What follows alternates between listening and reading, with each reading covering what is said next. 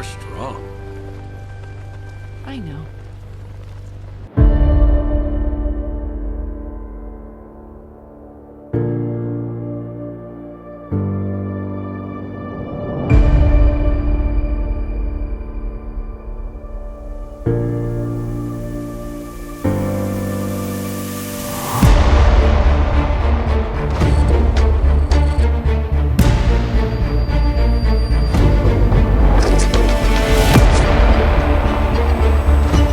It's okay.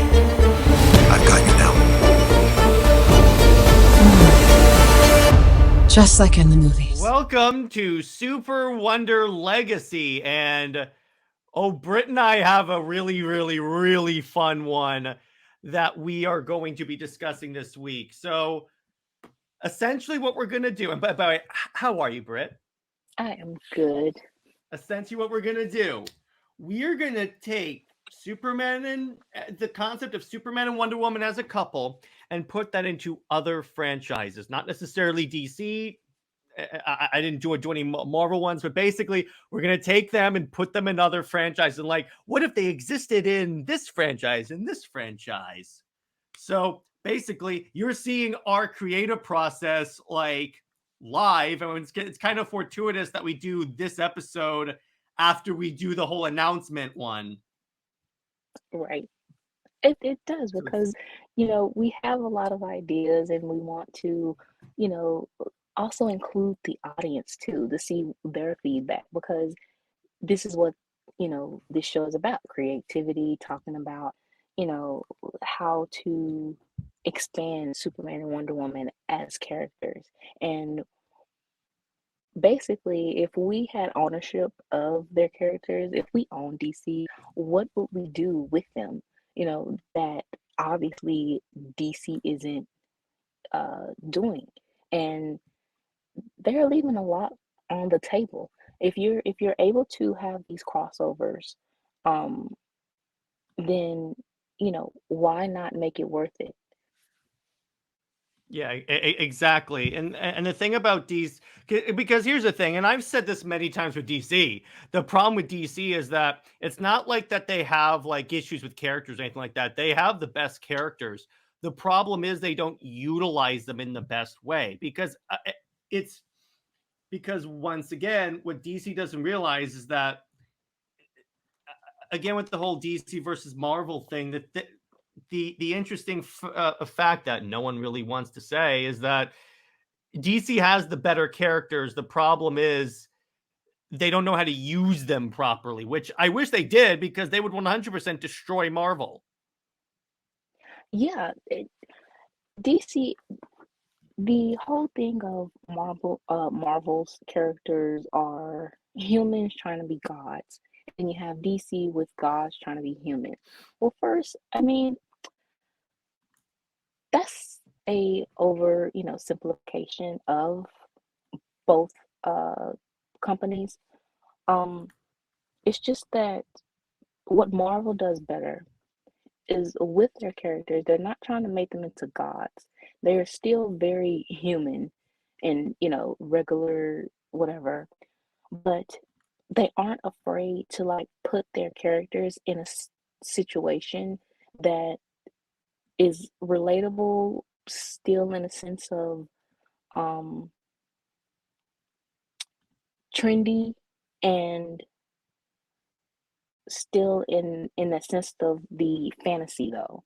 And that's the thing with even Spider-Man's whole thing. I'm starting to see the Spider-Man fans or whatever having these sort of demands and wanting Peter to be like the regular dad type, It's really because it's more so what they want. Yeah. Mm-hmm. It's more so like some fans, they want to live vicariously through these characters. Mm-hmm. So the life that they have is a regular life, kind of boring. They want these characters to be just like that. And hence Clois, by the way. yeah. And it waters down the character. But what Marvel does is, yeah, sometimes they do listen to the fans, and for better or worse, but at the same time, they still do what they want. And yes, Marvel continues to be the number one company because they do a lot of controversial stuff, and the fans, even if they complain, they'll still buy it. What DC does is they will hear the complaints from a vocal minority, and then they will give that vocal minority what they want, but the, you know, it's less than what they expected. And I believe Williamson, he said when the fans are happy, when you give them what they want, they don't buy. But if you give them controversy, basically hate buying and hate reading is how they make their money. And so Yeah. it's like, well, yeah, because Outrage you want sells, I that. guess. Yeah, you want that type of controversy. You want that conversation because if you have everything you want and everything is just gliding by, middle road, everything is predictable. it- it's like it's safe. Where's the conversation? How are you really going to have a conversation about it? Well, So if it is controversy, uh-huh, mhm. Oh uh, no, go ahead. saying if it is controversy, then maybe it's a good thing. Well, Superman being with Lois is never a good thing. We know that. So speaking of taking risks, so as the thumbnail of this episode kind of points out, again, Britt and I are placing Super Wonder into other, like, essentially what we're doing, we're placing Superman and Wonder Woman in other franchises, not necessarily DC, and we're still putting them together, but we're trying to see how the dynamics change. So first up, we have Witchblade, which this is I can thank Nick from the Phoenix Press for returning me onto the series to the point where I actually backed on. I'm trying to get the books on crowdfunding the 3 complete Witchblade hardcovers. It's like the original run. So, and it's kind of funny. I didn't know Britt was a Witchblade fan. Yes, I am. Is because I think this was actually the first kind of it's series that I saw. I saw one episode and I was like, "Oh, this is kind of interesting." And then there was a live action um very cult classic type thing that I saw on YouTube, and that was interesting. I mean, it wasn't as good as the comic or the anime itself, but it was interesting. Yeah, And it's so cool. And the fun part, she has crossed over with literally everyone in the comic book industry at some point. yes, and that's the thing that's what you need for these franchises to continue to thrive. You need them to expand, and even, yeah, the crossovers. Sometimes it might not work, and sometimes you might hit a gold mine. And there actually was a crossover with Witchblade with uh, Diana, Oh, um, yeah. and the thing is, it was a one shot, so it didn't have a full-fledged story. But the fact that Diana did have the Witchblade, it's made so much sense. Like the attitude that she took on, it really um it gave that conversation of how, like, the extreme warrior woman and then the ambassador of peace. And with that story, you can definitely explore that so-called, what Tom King says, the contradiction of Diana. You can really show, okay, if she actually was this extreme warrior that fans claim her to be, um, I mean, just because she has a sword, it doesn't really mean that she's happy-go-lucky, decapitating people. Yeah, no one gets that. And what I love is that some people on Twitter were spreading lies. Big surprise.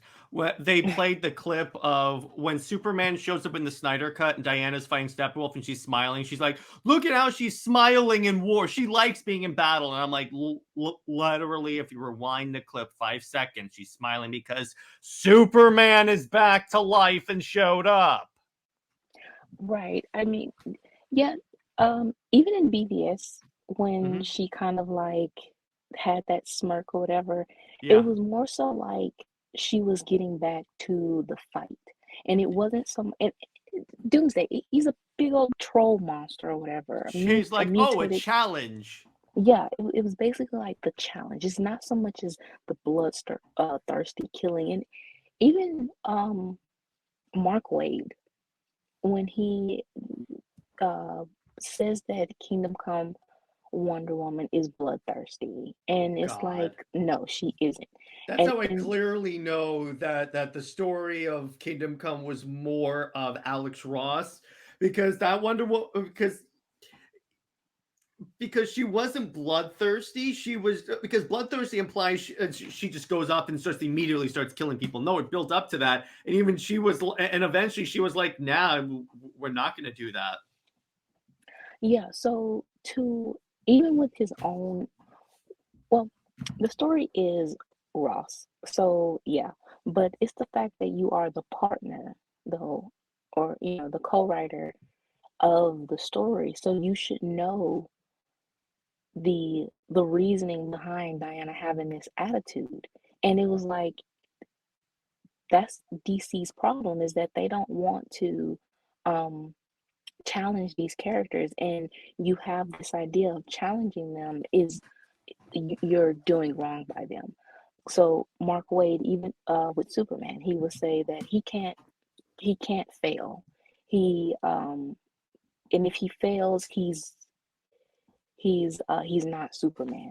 Oh, fun fact. Speaking of Mark Waid, so he started off as very critical of Man of Steel, the movie, but then actually, reportedly, he actually got more in favor of Man of Steel when he detected they're basically doing what I did with Superman. And that's why, because when, like near when this channel started to pick up, when I added on the other co-host, we did this thing called Snyder Saturdays, where every Saturday, this is kind of what movie night grew into, we would watch one of Snyder's movies and discuss them. So someone came on and was talking about how Mark Waid didn't like Man of Steel, and I'm like, the story that he is most known for has a very dark Superman. What are you talking about? He doesn't like this. Yeah, and he's not, and the thing is, he's not evil in the darkness. No. I really don't even like that because it's he was challenged. He's Mm-hmm. not dark. He's just going through a challenge. How can they be heroes if everything works out for them? Mm-hmm. That's not, you are supposed to show them basically in situations that they have to work their way out of, and they have to and show that they're overcoming the bad. If Yeah. you have them so like everything is perfect, I can't fail, not only are you showing that they can't learn as characters, but the purpose of Superman and Wonder Woman as characters, and what Marston said was, they are showing children, yeah, they're giving like this fantastical, this imagery of people that can fly, this very childlike imagination. But at the same time, they're learning. They are learning that Superman and Wonder Woman are refugee and an immigrant that are like these most powerful people, gracious, pure-hearted, you know, people that protect the world, that they make the world better. And that is what children are supposed to learn from that. But it's not going to be, sunshine and rainbows, though. You have to go through things because in reality of life, the child will grow up and they will have to go through, adulting or whatever. Yeah, So for exactly. Yeah, so for Mark Waid to say that Superman can never fail, I just do not believe that. As Yeah. a writer, you should know that these characters need to go through, you know, Well, they need to go because through obstacles. in a way, Superman failing and then learning from that failure and then not failing again actually is very inspiring. But back to Witchblade. So what's cool about this, and this had me thinking, you could do Superman and Wonder Woman in this universe with Wonder Woman taking Sarah's place and Superman taking the Darkness's place. Because here's the cool thing about this. So they both essentially have like a version of the of essentially the Witchblade. But what's cool about this is that the two like items that they have are basically contain the energies of two opposing gods that were fighting the darkness and the witchblade. So you kind of have a sort of enemies to lovers trope, but done actually really well. Plus, imagine if Superman became the darkness, let's say DC was in the Witchblade universe, that could be like what gives him his Kryptonian powers. Like it's Yeah, a Kryptonian, but it's like Clark Kent is a regular dude, but but both of these things are like maybe just like the darkness suit is a Kryptonian suit. yeah, you can change it up a little bit and definitely again with the Witchblade, you can show and even the personality change. That can definitely be something, like I said, exploring their their mental state. You know, how uh do these like mystical objects or whatever change them with them being regular people or whatever. Mm-hmm. And then yeah, having these powers, what how would they mentally and emotionally change? And Plus, this puts a fun spin on the Superman is weak to magic. His powers come from magic now.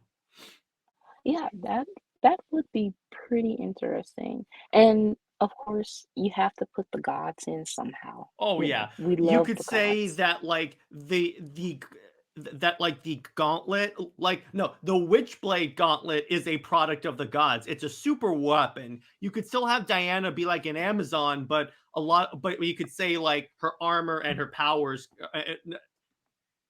not her powers, her armor and like her sword and shield and stuff come from the Witchblade, Yeah. and it was made by Zeus, and that's the Zeus origin. Yeah, and then the whole costume and just her personality, you can have it with Athena, you know, how she's the goddess of war, not so much as Ares. I would say Strategy.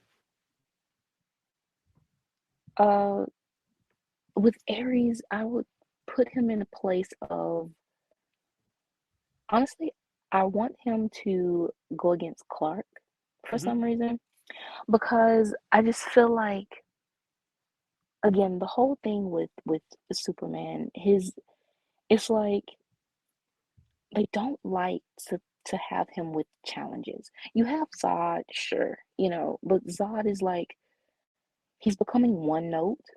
Mm-hmm. So when you have a god that's like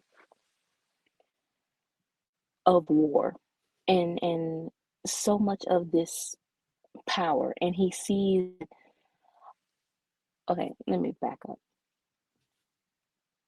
It really you can explore the dual identity Mm-hmm. because how fans are. You have Clark Kent, who they feel that's you know this mild mannered reporter, meek a little bit. Um, he's just this regular dude, and then you split that with the Superman persona, darkness persona, and see how he changes. If it's true that how fans already have this divided type concept that if Superman is just Superman or whatever, he's a battling alien, that he doesn't have his link to humanity and he needs to be grounded. So if you give him this object, will he remain still the Clark Kent, or even with this, will that Ooh, actually change him? I got an idea. So he gets the darkness, and it starts to make him like lose his humanity, like how they accuse like the Super Wonder of doing. But Wonder Woman slash Witchblade emerges because it's like you could say he starts to become more brutal. You could say he kind of uses Injustice Superman tactics, but then Wonder Woman shows up and starts to like sort of calm him down, sort of help restore his humanity, if you will, and that's a good like spin on the whole Wonder Woman takes away Superman's like humanity thing. Which is never the truth. It's never the But truth at all, yeah, and it was it's kind of never the truth. stupid. I was watching a summary of the Injustice comics as I was putting together a PowerPoint today, and there's a stupid ass scene when Hal Jordan is talking about, oh my gosh, Superman has lost his tether to humanity. He lost Lois, and I'm like, she was never his tether to humanity. He was Superman before he met Lois. Yeah, the the thing of saying that Lois is his like humanity link, it is so degrading first and disrespectful to the Kents because they raised him as a baby or a 2-year-old. And it's kind of like all of that, how you grew up, your environment and everything, that all is discredited. And to say that she is the reason why he is Superman, it just does not make sense. Nope, it's It'll be not true at different, all. and it really just put him in place of Omni-Man. If he was really just Superman for Lois, then he would have um he would have crash landed on Earth as a grown man, you know. Yeah, Then that would make exactly. sense. He Mhm. and then the fact that he is still Clark Kent, like I don't like the division or the compartmentalizing of his identities. I think of him as one and the same. And that's why Superman, I think Wonder Woman works more for him, because Wonder Woman's whole thing is embracing all that one is and being one's true identity. And to be clear, Clark Kent is Superman, Superman is Clark Kent. They're one and the same guy. And I think Brit's alluding to, you can't separate the two because ultimately, yeah, they are the same dude. And it kind of gets onto, and that's why I don't like that whole man is what I can do, Clark Kent is who I am, because you're still Superman. You are who you are, and that just doesn't work. honestly, the thing is, Superman is just a name. Like Mm-hmm. it's just his superhero name. But the actual person, is Kal-El and Clark Kent. But Kal-El and Clark Kent are still the same person, though. Even though he was in yeah, even though he was raised on a farm, he still developed his powers. He still somewhat learned of his um, heritage and where he came from. You know, having the rocket in the barn, and like I said, developing his powers. Then going to the fortress. I mean, if he was just Clark Kent, he wouldn't be going to the fortress. You know, Yeah, he it wouldn't. it just doesn't add up. But the last thing I will say about Witchblade he is, and then the way that you could make the in terms of like the villain of our story, if we were to work with this, I would say you could kind of go with Dark Side and kind of make it so like both the Witchblade and the Darkness suit also kind of apocalyptic tech as well. So it's kind of like that explains like how this version of the characters are much more aggressive than traditional.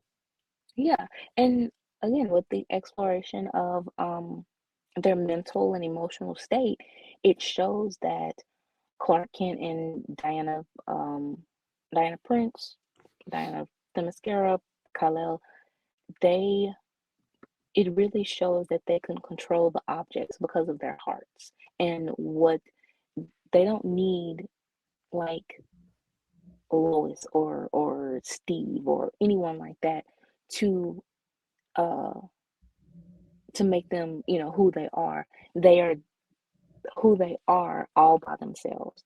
And with them together and understanding these objects together, learning them, they can help each other to bring each other back, but it's still not a crutch though. It's Exactly. like how it is with Lois and Steve or whoever. Now, the next franchise, this was kind of my pick, and this is going to require some story time with Jared, because Britt, I don't know how familiar you are with Halo as a franchise. I'm not at all. All right. So the basic plot of this is that there is a war between humanity and an alliance of aliens known as the Covenant, and they just want to wipe us out because the Covenant worship an ancient race called the Forerunners, who, unbeknownst to them, the Forerunners wanted humans to dominate the galaxy, but the Covenant didn't really know that, or some did, but kept that knowledge in the way. But the part that's relevant for us is that there is this group known as the Spartans.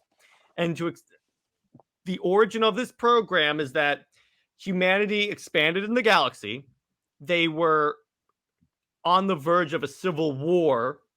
So the scientist named Dr. Catherine Halsey, she came up with a solution to the insurrection. So what she's going to do, she's going to kidnap 6-year-old kids, replace them with clones that are designed to biodegrade and die, and then take the original kids, conscript them into the military, train the heck out of them. When they're 14, give them all sorts of like genetic and physical augmentations, put them in a suit of armor, then unleash them on the rebels. Then, as you could say, luck would have it, when the Covenant showed up, we had an army of super soldiers all ready to go. This definitely sounds like, well, the first beginning part kind of sound like the Promised Land, that anime where, where the kids and fosters and all that, except, they were kind of, yeah. But I did not know this went that deep of pretty much body snatcher type. Kind of. And the thing about, so the way we link Superman and Wonder Woman is that, so Superman, let's say he was the sole survivor of a planet that was destroyed by the Covenant when he was recruited. I say recruited because, again, kidnapped into the Spartan program, where he meets a certain other Spartan named Diana.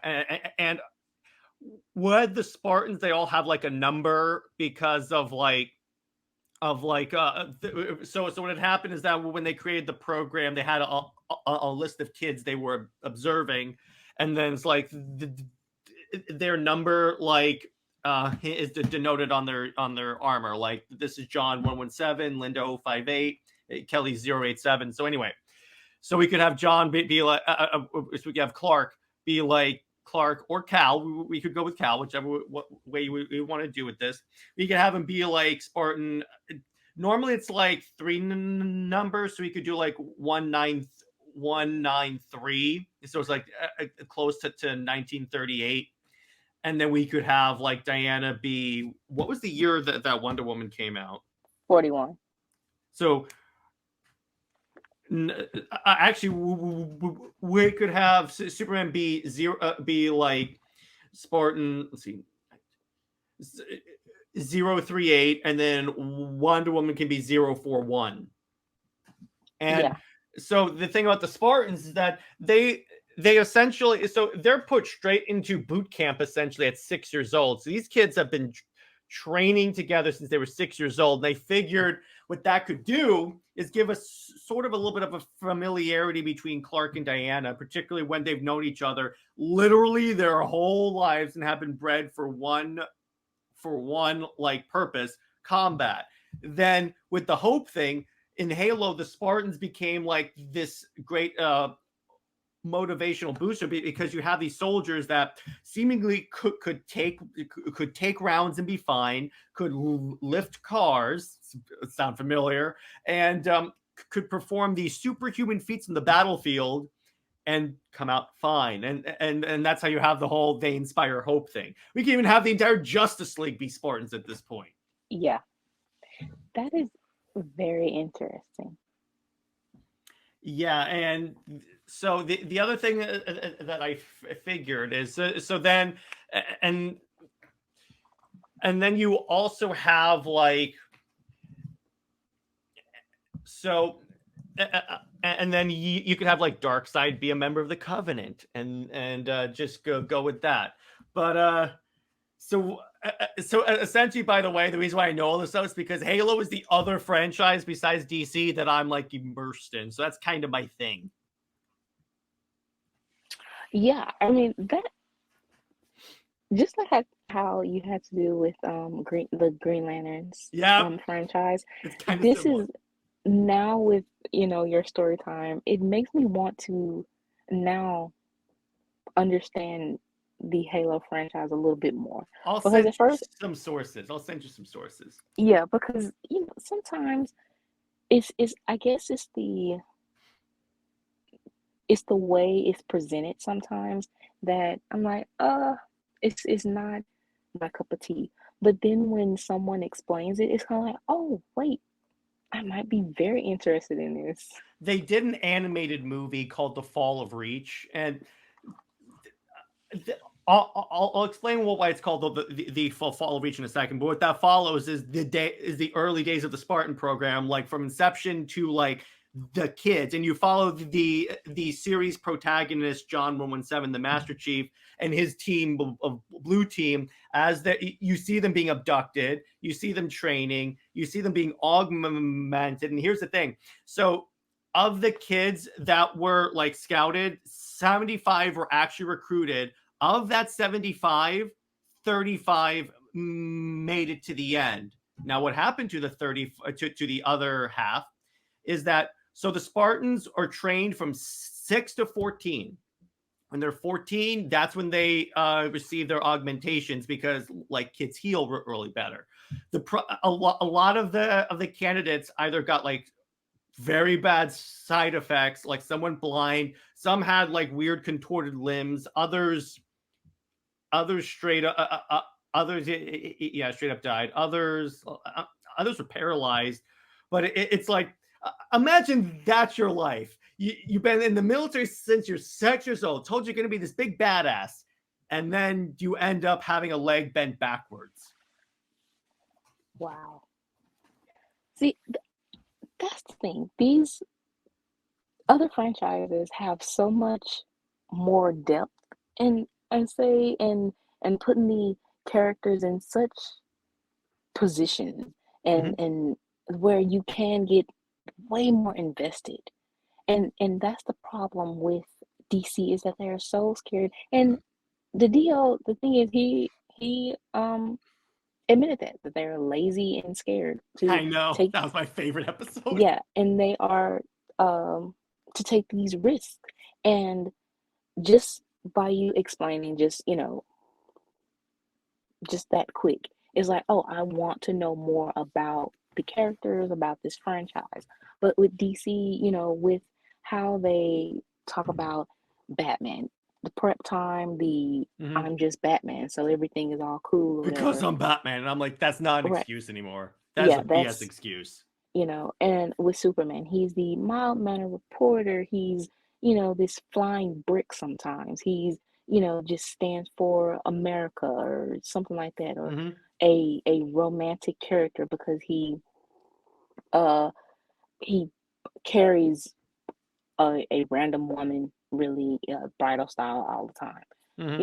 And then Wonder Woman, she has her difficulties, but it's the fact that they think that, oh, she's from an island of women, so of course she's going to be sexualized, and of course people going to just think of her as like this feminazi, the extreme feminist. Or as a lesbian because she comes from an island of only women. Right. I'm looking at you. I'm looking at you, Red Sun movie.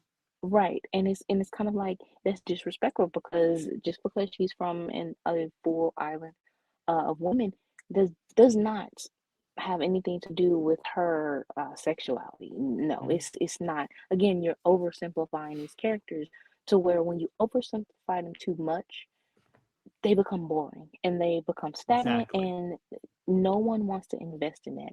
And that is DC's problem right now. Even if they do have crossovers, it's still the fact that they do so little of it though. Like Yeah. it's very, they hype up the covers, they hype up the concept of it. But when you get the story in full, it's like really like it is so boring. It's so very surface level. Oh, When Brit, I got more to tell you when it comes to Halo. So the Spartans actually have, so they're kind of emotionally stunted because they've only been training for war. But the thing is, so typically they don't like to be outside of their suits. So they have their way of like showing, oh, I'm glad to see you. So what they do is they take two fingers and they flash it across their visor like this, I guess, yeah. where their mouth would be, and that's supposed to be like, I'm happy to see you. But if they do it on another person's helmet, that's essentially the form of a Spartan kiss. Oh.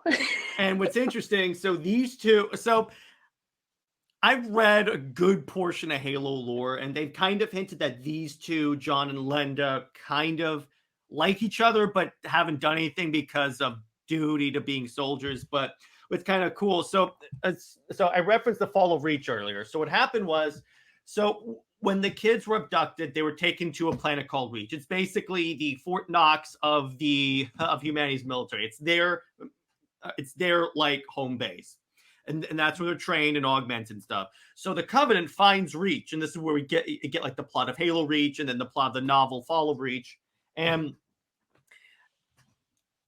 essentially during the fall, humanity's in full retreat. But what they discovered is that one of the ships didn't purge their artificial intelligence.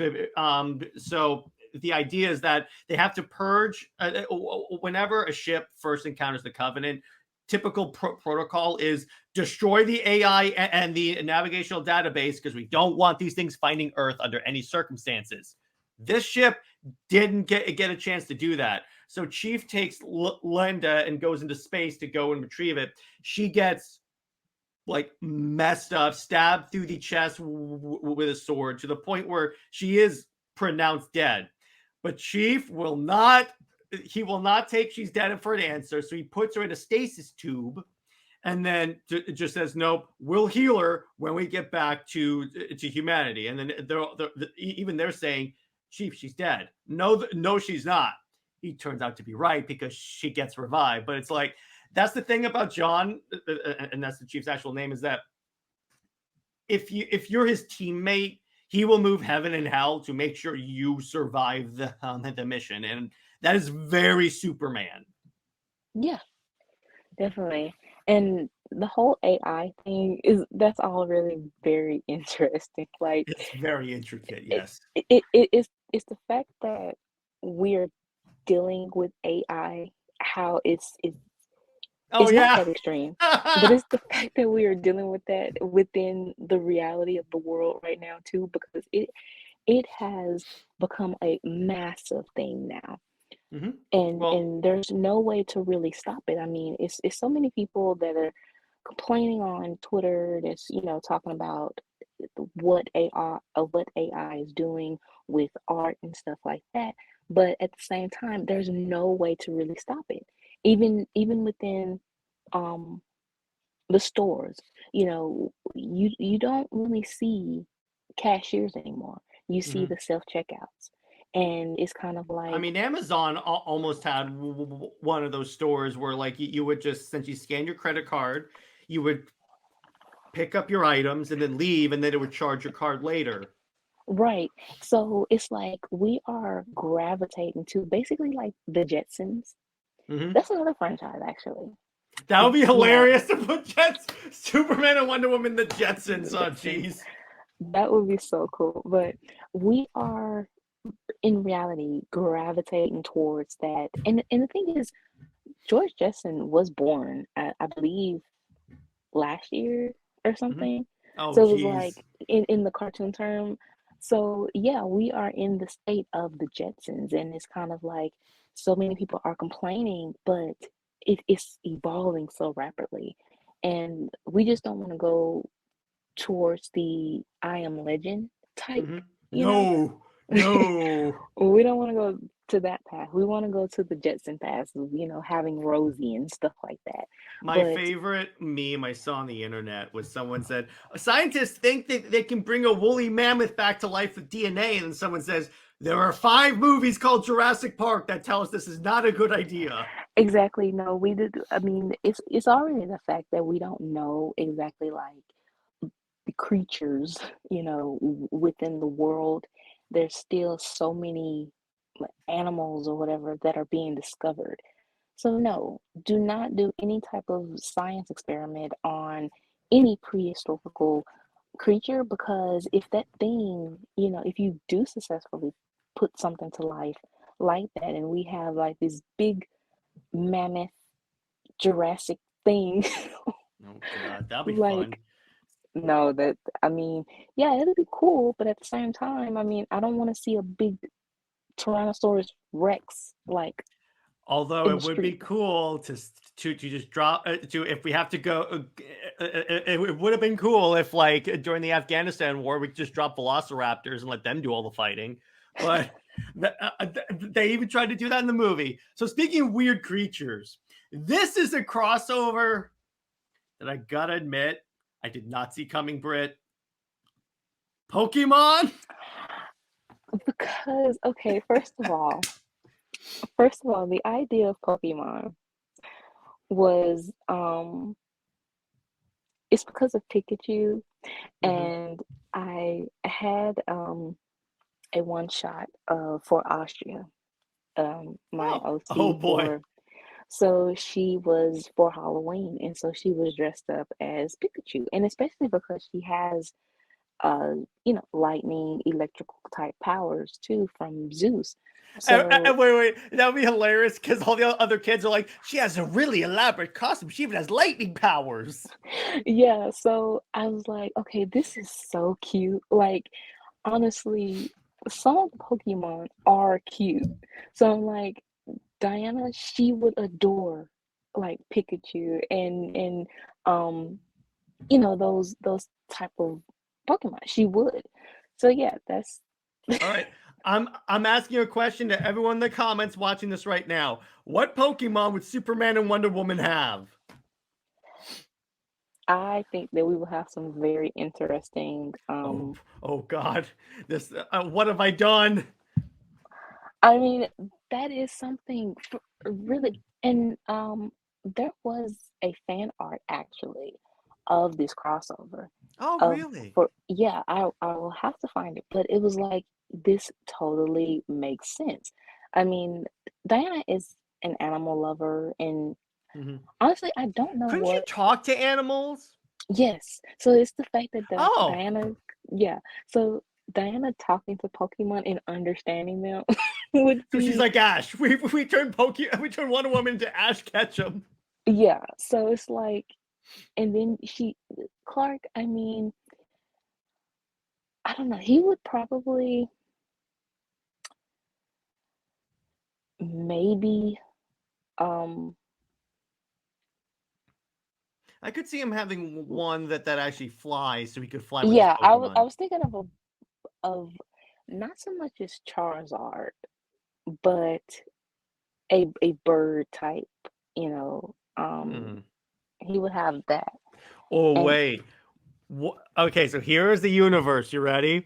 So he has a dog Pokemon that he nicknames Crypto.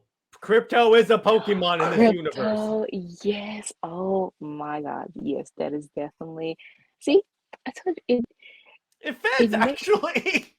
Yeah, at first it's like, why? But then it's like, it totally fits. Oh man, you just brought back a lot of memories because I remember going to school and we would play Pokemon Go on campus. It would get to the point where I'd see my buddies just running past me. I go, "The hell is going on?" He goes, "There's a Rapidash at the cafeteria. Come on!" Then we just And and what makes it even more is Well, first the legendary Pokemons, Hmm. like definitely that has something, of course, like I said, the gods. So you Oh yeah, have these gods with these Arceus. legendary Pokemon. Yeah. And then like I think Pokemon Go, I stopped with that. I was trying to do that, but once you had to like go places, like it would say, I stopped. I stopped around the time COVID hit because I lost interest. Part of the reason why I was still playing is because of community days, where like I would come together with a bunch of buddies, and we would like just walk around. I used to catch all the shiny Pokemon, but once like COVID hit, and well, for one thing, started this whole thing, I didn't have enough time to really invest in Pokemon Go. Plus, yes, I have to go places. yeah, it's kind of like I'm not going like okay, I can walk around to like the park or whatever, but then when you're saying to like go in my car and go, Yeah, miles, no, we're not going that far. We're not actually on a journey to, do Pokemon. we're going on an But actual Pokemon adventure, Brit. yeah, no, we can stop that. But yeah, it just very much makes sense. And Oh, now, yeah, you Batman has put a Zubat. oh my God, yes. I called it. There you go. Wait, See, it makes Flash has a sense. Pikachu. Flash would have a Pikachu. Yes, he There would. you go. Green Lantern. But what would Green Lantern have? That's a Lucario, maybe because he has like energy beams and stuff. All right, that was my favorite Pokemon. Um, uh, What what is the would mind control Pokemon? mind control? Is it Mime or something like that? N- oh man. Let me Jigglypuff. see. Oh my gosh. Jigglypuff, like, okay, Oh my who would gosh. have that? Honestly, I think Someone make a fan art of Jigglypuff with a Green Lantern ring.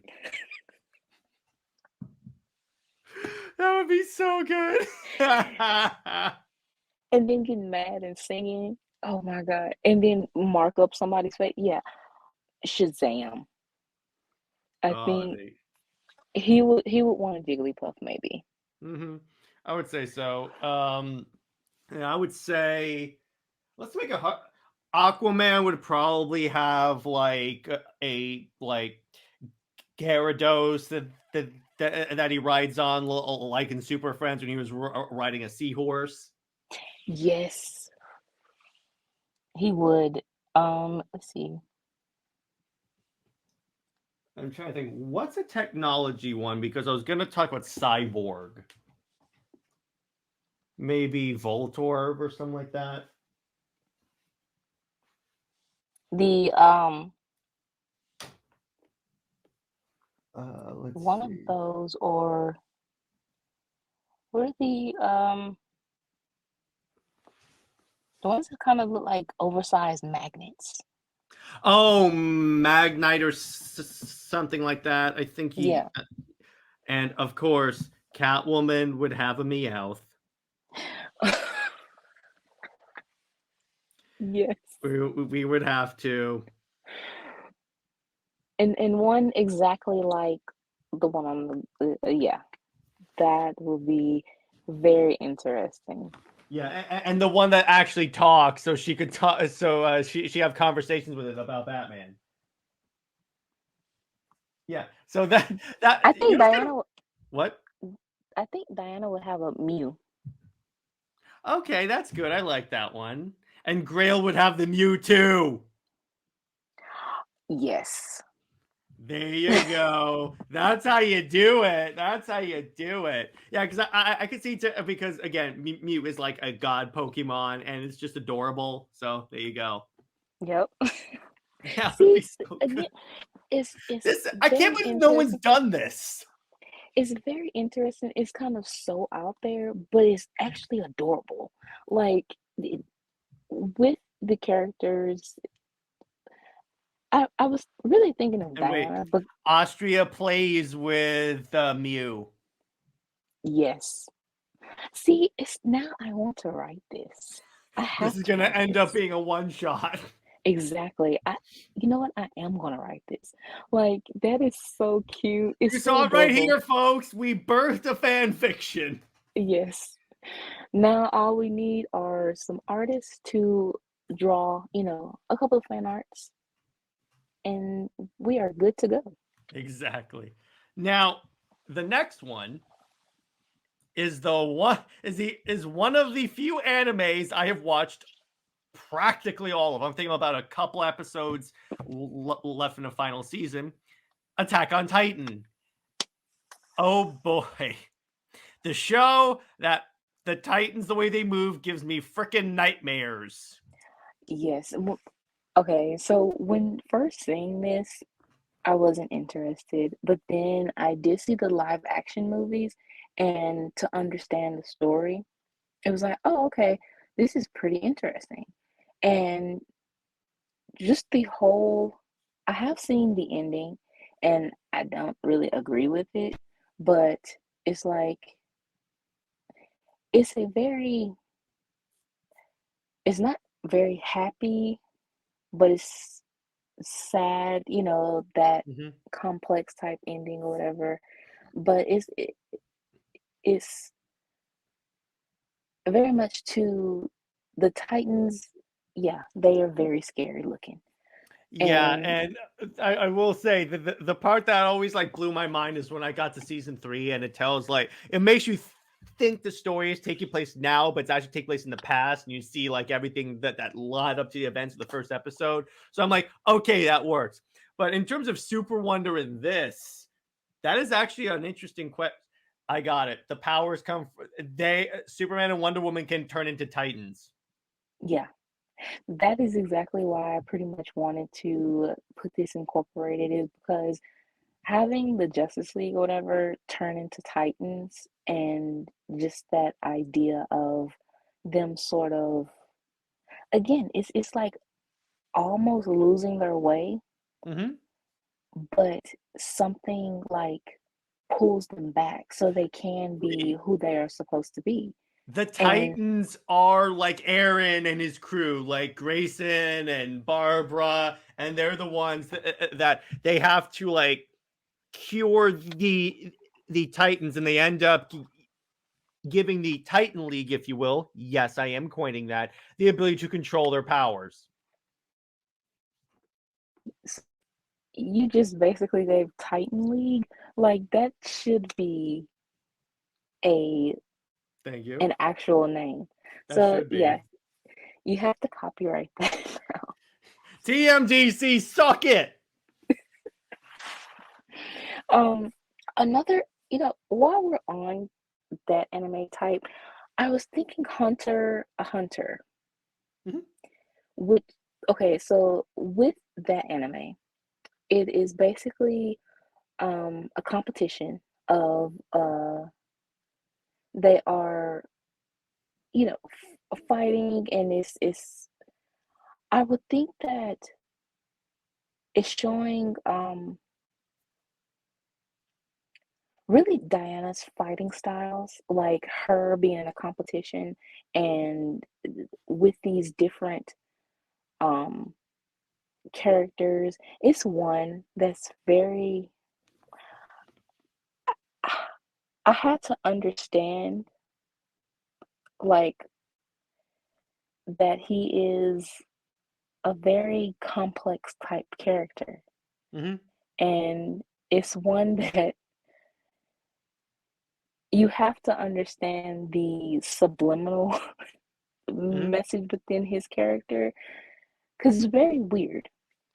But one of the characters is gone, and let me see. By the way, I forgot to mention, speaking of anime, Halo has a sort of anthology anime series. I'll be sure to send you. Wonderful. Let me see. Gone and Killua. Killua, his whole entire family are assassins. And what better way? And I think that this is what DC was kind of trying to do. Well, they were already trying to do like Dragon Ball Z with um Mhm. John being like a Gohan or whatever, Hmm. and but for Damien and John to be like Trunks and Goten, that type of duo. Well, Hmm. Hunter x Hunter has the same duo of Gon and Killua, and Killua really does match Damien of being a family of assassins and trying to, find his place and you borderline between the good and the bad, you know. So I can definitely see Damien and Killua going head to head. That would be very Yeah. interesting. Hmm. And then I didn't think Castlevania, the You could do that. vampires, Hmm. that would be first.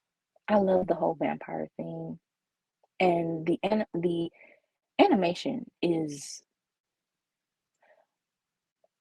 I was the second season or whatever it's supposed to be. I didn't really like that too much. It kind of dropped in quality, but the first season, um, just like Blood of Zeus, Hmm. Oh, that that was animation, fantastic. yes, it's great story and great animation. It's It just kind of like, reminded me, the art style of Blood of Zeus really reminded me of like the DC AMU movies a little bit. yeah, and if they had that type of quality, and yeah, if they would have done a Superman and Wonder Woman movie, or I Wonder told Sam Woman, Liu that the last time he was on, I was like, I would have liked to see this. I mean, I don't want to do your job for you, but I feel like it's kind of a wasted opportunity. right? Um, and what even Wonder Woman Bloodlines, the quality, I mean, the quality of DC's animation has dropped dramatically Oh because my gosh, yes. the slashing of the budgets, and it's the fact that I think the main producer right now is Jim Craig, and Hmm. he in an interview they said that because of the budget cuts that that is why in Crisis when you see all these character designs but they're like just standing there, they don't even have enough money to get voice actors. So Hmm. you just see like some actors, they had like one line or one word, but they just stand there the whole time. And then you have the characters in the background kind of moving, but you can tell it is kind of very rough. Um, True. Yeah, and well, here's the thing with those Tomorrowverse movies. While I like the content of the stories most of the time, the problem with and Nick actually brought this up. Here's the problem with the animation. Here's how you know it looks cheap. The movements with the characters are like really stiff. Like even in that scene in Crisis with Superman and Wonder Woman, they like bum bum bum, and I'm like, the heck was that? yeah, it's kind of you can tell that they weren't naturally like walking towards each other and the way that they I guess the camera uh, the angle the camera Hmm. the angle of you know how they had to keep they couldn't exactly put them both in the same frame for Hmm. long or something like that. It was something about that of course they could have done better with their reunion, had a little bit I'll more. take it. I'll take it Yeah, because you know what? We've gotten so little stuff that you yeah, know what? I'm like, fine. But by the way, I would love so DC's doing a bunch of anime for like Suicide Squad and stuff. Can we get a Justice League movie that's anime like this? Because let me put it this way. I went into watching Attack on Titans, not really into anime. I mean, the last anime I had seen is the Halo anime that I'm going to send you called Halo Legends. The first thing that absolutely wowed me is the action scenes in this because it looks like a Hollywood movie the way the characters move. oh yeah, even another thing is like Demon Slayer. Yeah. um that type of vibrant, animation is what DC needs. Yeah. And it's I don't understand why. Well, I do understand why Well, because yeah. you know, but the slashing of the budgets. I mean, WB is, tanking, so they don't have the money to back anything up. Um, but that type of quality, if they can just put it into one project that can really, get the audience going. So that means that, you know, if you have that one project that can, like, get the audience, they will buy it. Mhm. And then you will gain that money or whatever that you need to continue on with the high quality animation for these films. But now that, I mean, it's a rumor and they just announced it last night about Oh God. yeah, about the Jurassic League.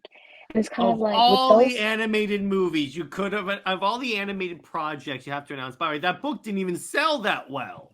Exactly. It's kind of like I understand that you want something different. You want something a little bombastic, ambitious, and just out there. But right now, because DC's like they don't have like a stable franchise, like your movie verse is not actually, off board yet. And your And likely won't animation be. and your animation is basically dead because with Sam saying that he doesn't know what's going to happen, and then with Jim Craig and with the Tomorrowverse, I mean, you really didn't even have that world build up at all. They just did the Man of Tomorrow movie. They did Well, actually, Sam said something very interesting when we had him on for Suicide Squad. He said that originally The Long Halloween was going to be the first movie. It's just what happened is that Matt Reeves, the Batman, came out and DC changed the release dates because obviously they didn't want like the Batman and then The Long Halloween to compete against each other. which is kind of it's very Stupid because they're contradictory. very Yeah, different audiences. But but even like when we talked about Sam, to Sam about the DCAU, he was like, we were prepared for like go for a long time with the DCAMU with those movies.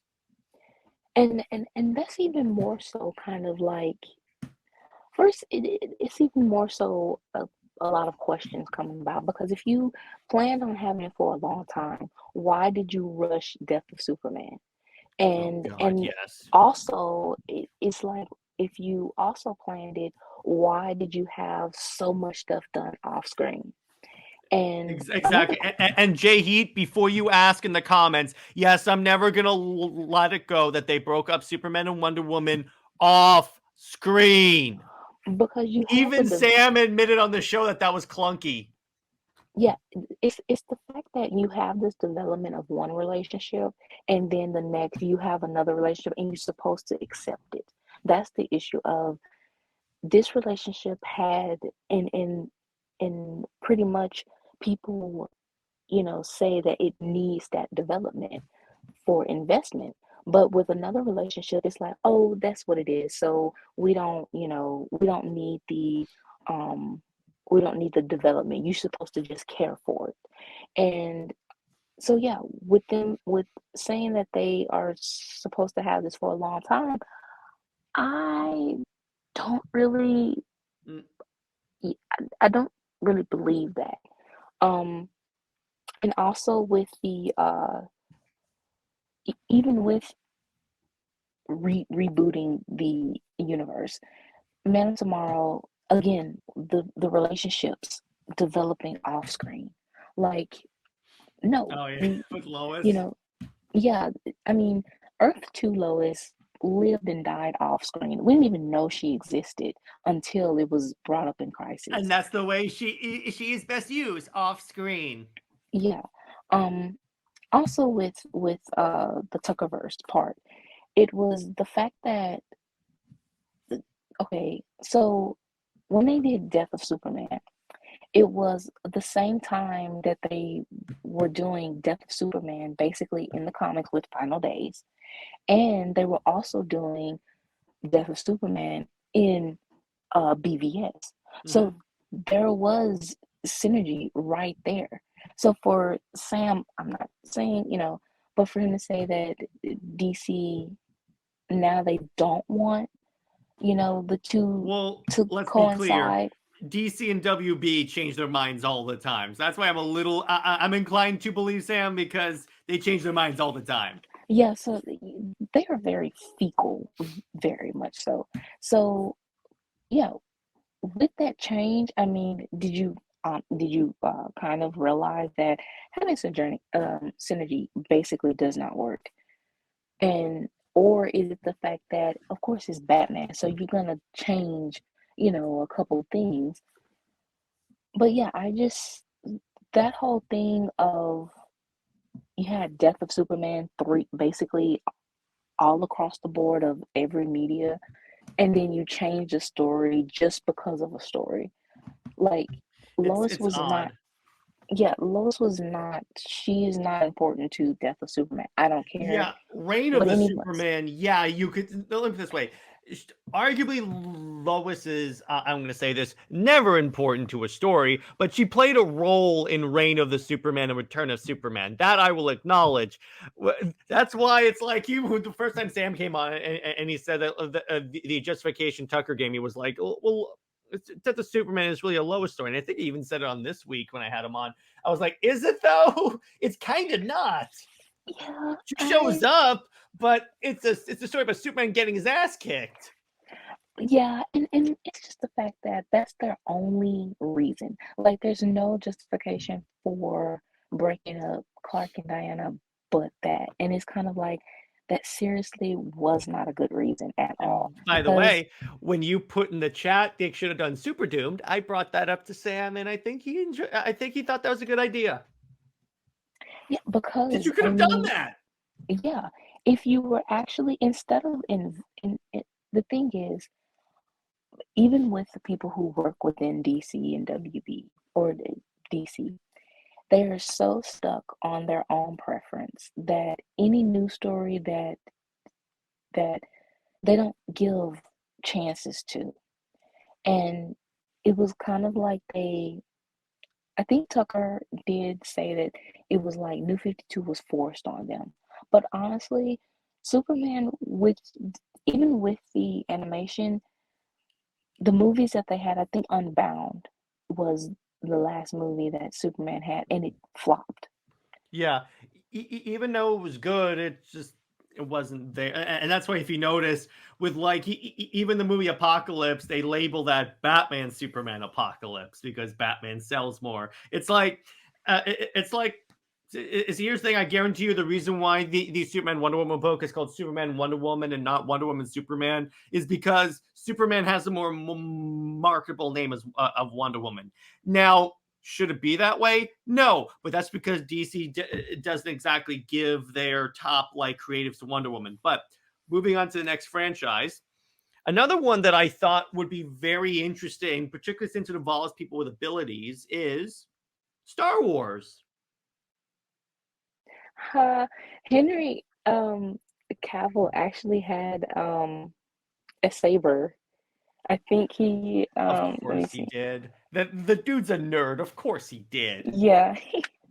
Hold on, let me look up that image. That would actually be, I think that DC did want a crossover with Star Wars, but um I believe the issue was the studio didn't want it anymore. Of course, the Like studio didn't. So Cavill's not the only one that has a saber. Hang on.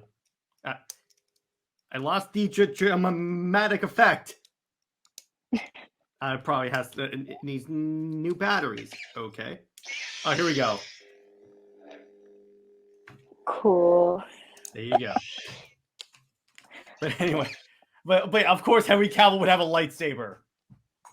Okay. So let me send this link to you. Yeah, Henry is a nerd. Like the fact that he was going to like miss out on getting the Superman role because he was playing a video game He was is playing World of pretty. Warcraft. He was in the middle of a raid, a particularly difficult raid if you hear him talk about it. And he was like, yeah, I'll get that later. And then like 5 minutes later, he was like, I probably should get that. Now, imagine this. Imagine you're the guys he's talking to on the headset. Yeah, guys, I'm back. Who was that, Henry? I think I'm Superman now. Imagine that conversation right there, Britt. But then he's kind of like, okay, I got the role. Now I'm supposed to go back to my video games. And then to see his like his social his socials of wanting to build a computer, of talking about painting Warhammer. And the fact that he's now trying to establish a Warhammer franchise is just like, This man has gone from Superman to The Witcher to a Space Marine. And it's very astounding that Henry is so he's invested in these franchises. He read and he read comic books. He read Superman books, and he was very much invested in the character. He even said someone asked him about like toxic fandom. He goes, "They're not toxic; they're just passionate." Yeah, and he was being, very some neutral. are toxic. Have you met the close fans? Yeah, you can't. Henry, you gotta be a little, you can't be neutral all the time. Go ahead and admit, or acknowledge that, there are. He even addressed Clovis versus SuperWonder, and he basically took the neutral ground again, and basically admitted that both have their merits.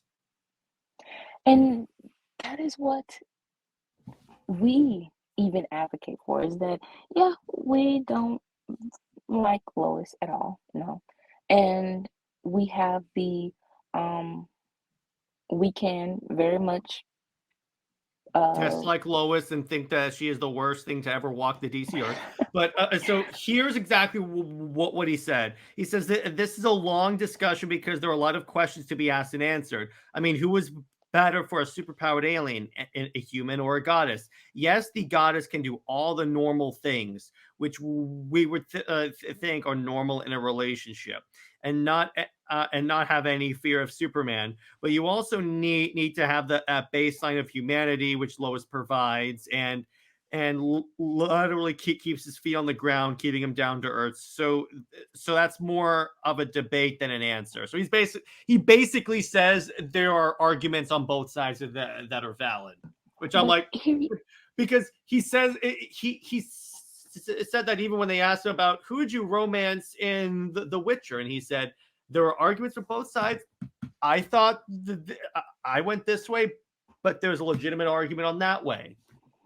Yeah, but he still said the whole humanity thing. Yeah, the grounding thing. That's where I'm gonna disagree with him. Yeah, it's kind of like that's their only argument, is to say. But then he says, honestly, he said so much more about Diana than Lois. Like, he said about the grounding thing and the humanity.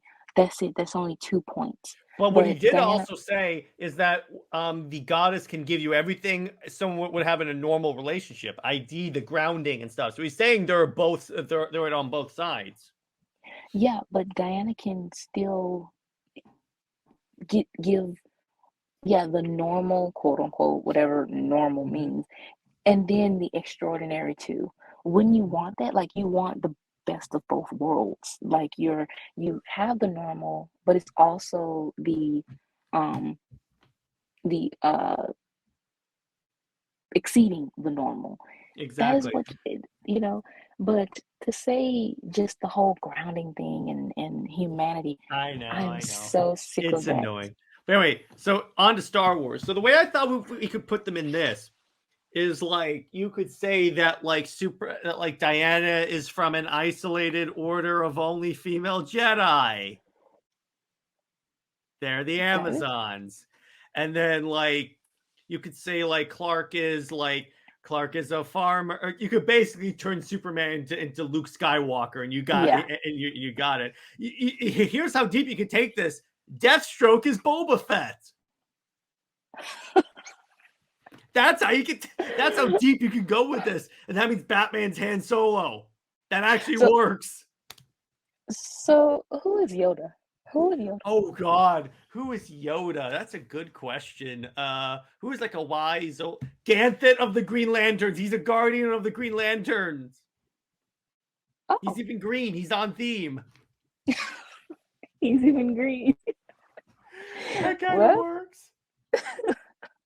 Sidious is Darkseid because he does have unlimited power. And who would be Obi-Wan? That's a good question. Probably. Oh, by the way, wait. If Batman is Han Solo, who's Chewbacca? Wow. Nightwing. That's funny. That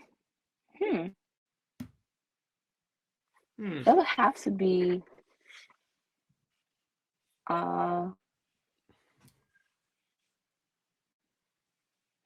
that is an interesting question. The other thing that's kind of interesting is that Diana would also fit as like as Leia, and obviously we wouldn't have them be like brother and sister because we're not George Lucas. But I say that because I like how he tries to claim, oh, I had this whole plan the entire time. Wait a second, so you had a plan that a brother and sister are gonna kiss? Yeah, for some reason I want to be clear on that, George. The revisionism of a lot of things. I mean, even the Harry Potter franchise, how JK, she wanted actually Harry to be with Hermione, but like, so you have these sort That's of. what I thought was going to happen when I was watching the movie. Honestly, the book itself is kind of like you were leading this path, and it was totally a bait and switch. But well, actually, then that means that even works with SuperWonder because DC treats SuperWonder like a bait and switch. Yeah, definitely. Harry Potter is another franchise. We can definitely do that too. We could. Wizards. I mean, magic. So there you go. But so I figured, so we can have like now. The question is, which era of Star Wars are we doing? Like the prequel movies, the sequel, the original trilogy? I'm leaving out the sequel trilogy for obvious reasons. Honestly, I don't even. All I know is Star Wars, so I have no idea the eras. I just know some of the characters. And have you seen all the movies though? No, I have not. Which ones have you seen? I couldn't even name them. Was there a Death Star in one of them? I think so. All right, so it's probably episode 4. So we can go with that. Do you know what a Jedi is? Yeah. Okay, good. I have to really Detective Comics this. All right. Was there a stormtrooper in one of them? Yeah. I think okay. So that means it's probably okay. Was Mark Hamill in one of them? Yeah. Was he young or old? He was young. Okay, we've established that. All right, so it's one of the original trilogies. Okay. Now, all right, did he have a green lightsaber? Yes, he did. All right, so you watched episode 6. There you go. We figured that out. All right. So, but I'm definitely like in the middle of. I'm not even in the order, right? Yeah, kind of. So what I meant, when I said era, I meant like it's okay. So episodes 1, 2, and 3 are like the Republic era, and that's where you have like Clone Wars and Hayden Christensen as Anakin Skywalker. Then the original the original trilogy is like 4, 5, and 6, and then the sequel trilogy or 7, 8, and 9 in the movies that Star Wars fans like to pretend do not exist because they're horrible. Imagine.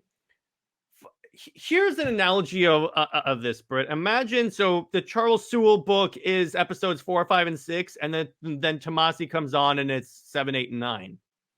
Oh, Jesus. Yes, it's that bad. It's that bad. They set up so many good plot points that they just go. Oh, wow. Okay, so has it ever been like rebooted or something like? Nope. Oh, okay, so it's just an Here's a better thing. thing we could do. Have you seen Mandalorian? Kind of. Like Okay. a couple of episodes. We could do that because they're a warrior race, and we could have like the cute little baby Yoda would be their child, basically. Honestly, that's the only thing that was interesting was little baby Yoda. Am I gonna have to go story time on Mandalorian lore now? Definitely. Okay, so Mandalorians are a warrior race that actually went to war with the Jedi in like the ancient times. That's why they have like a jetpack. That's why they have a flamethrower. All of this is to counter Jedi. And what had happened, the way Mandalorian goes, is that he's a normal bounty hunter. Then he's assigned to bring in a target. It's that Yoda kid because the Empire is trying to clone, to basically clone a Force user. So they're trying to investigate how to do that. The kid basically leads to him getting a redemption from being a simple bounty hunter to being a hero. So it's kind of like that. And there are plenty of times where like romance kind of shows up for him, but I think you would actually enjoy at least a Mandalorian. But so now that I have sleuthed out how much Star Wars exposure you have, I can tailor my thing to that. So we could have Diana, obviously, like I said, be an order of only female Jedi. They had this in the Knights of the Old Republic game, so I know it exists. Then you could have, okay, so with Clark, we could have Clark be, we could have like Superman be like actually, here's what we can do. Superman is a Jedi that's like traveling through the galaxy, let's say. Diana is a Sith. That is, and the Sith are the ones. Okay, so Brit, the Sith are the bad guys with the red lightsabers. Yeah. Okay, good. I have to explain this. All right, here we go. So she's sent to hunt him down, but it's kind of like combining the Aquaman and Mayra story where she ends up falling in love with him. Oh, that's neat. Yeah. And then he basically leads her toward the light and out of the darkness. And you could say she fell to the dark side because, let's say, her island / planet was destroyed and she felt such anger and hatred. I get that reference. I know that reference. I know. And we just made an Avengers reference in a DC theme show, ladies and gentlemen. There you go. But that also, works. Not only that, but it's the fact that we are kind of, writing a little bit of something. Yeah. Like that. Oh, yeah, exactly. You know what's kind of funny? It didn't hit me, but I thought you were referring to Avengers meme, and I'm like, oh yeah, she's also talking about Shelter. Okay, there you go. That actually works. But actually it's exactly that. Yeah. Okay, so I'm still like I said, the only thing that I remember with Star Wars is like the Lego game that they had. Which Lego game have you played? It was I guess it says like Star Wars 3 or something like that. I know it was PlayStation 3. Is it Lego Star Wars 3 The Complete Saga? It was like my brother, so it was really him playing, and I just saw like he would like have the character moving stuff around or whatever, and that was interesting. But all I know is like the basic character is Yoda. Okay. Honestly, my only real interest was Baby Yoda because it was so cute. Oh, of course. Yeah, here's what Baby Yoda did.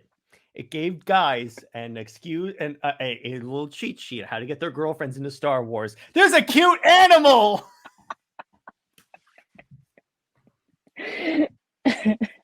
I can't count how many times when I was when there was a girl I liked at school, I would go, "Here's a picture of Baby Yoda. By the way, I'm Jared."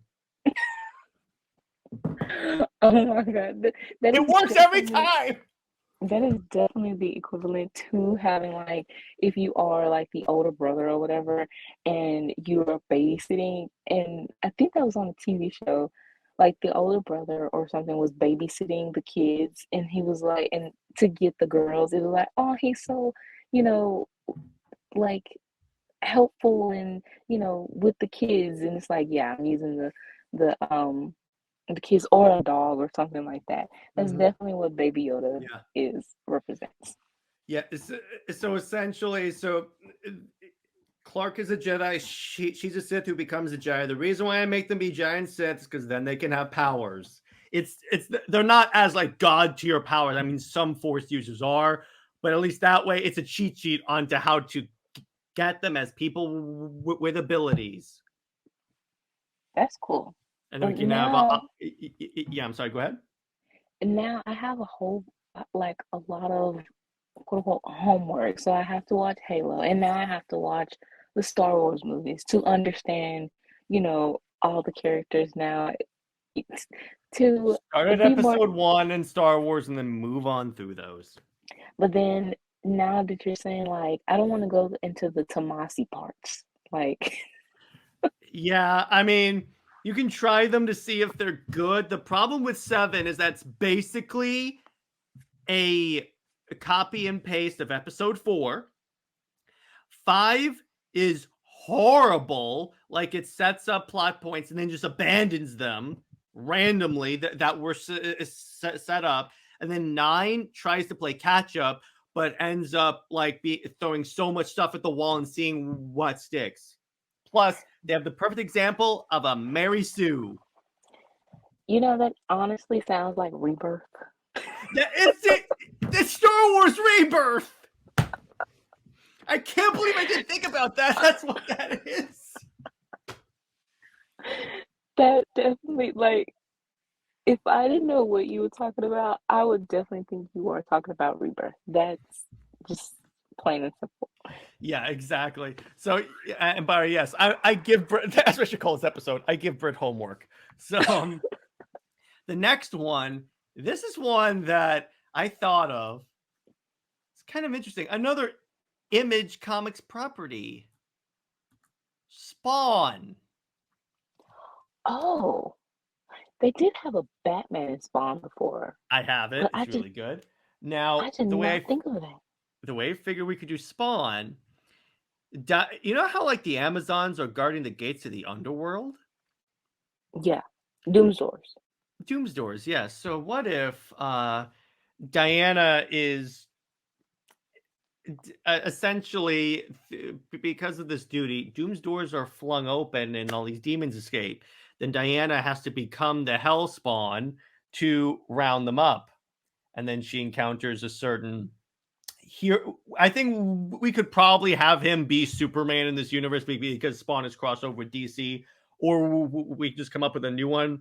Because it's like, actually, in the Spawn universe, there's an anti-Spawn that's basically an angel. So you could kind of do that with Superman. And it's, again, the enemies to lovers thing. Oh, yeah, that would work. Honestly, that reminds me of Demon Slayer. Like, you have these demons unleashed, all over and trying to, fight them off or whatever like that. But one becomes a demon or half demon. And the fact that she's fighting, demon against demon is very, that would be really cool. Now, Britt, how familiar are you with Spawn? Okay, story time from Jared. So what Spawn is, so the origin of Spawn, he was a Black Ops soldier named Al Simmons. and he got double-crossed on a mission and killed. He went down to hell because of all the crazy stuff he's done as a Black Ops soldier, and the devil offers him a choice. I'll let you go back to Earth, but you have to be my agent on Earth. And he's like, okay, fine. So he gets sent back to Earth as the Spawn. For first, he's like disfigured and all that stuff. But when he comes back, it's 10 years after he died. So his wife has married his best friend and has raised his kid. And he's so Spawn's so he spends a lot of time brooding, like, oh my gosh, I lost my wife and stuff. So they eventually find out who he is and everything like that. But eventually, he actually turns into a superhero to fight against the devil. So you can think about the devil created his own antagonist.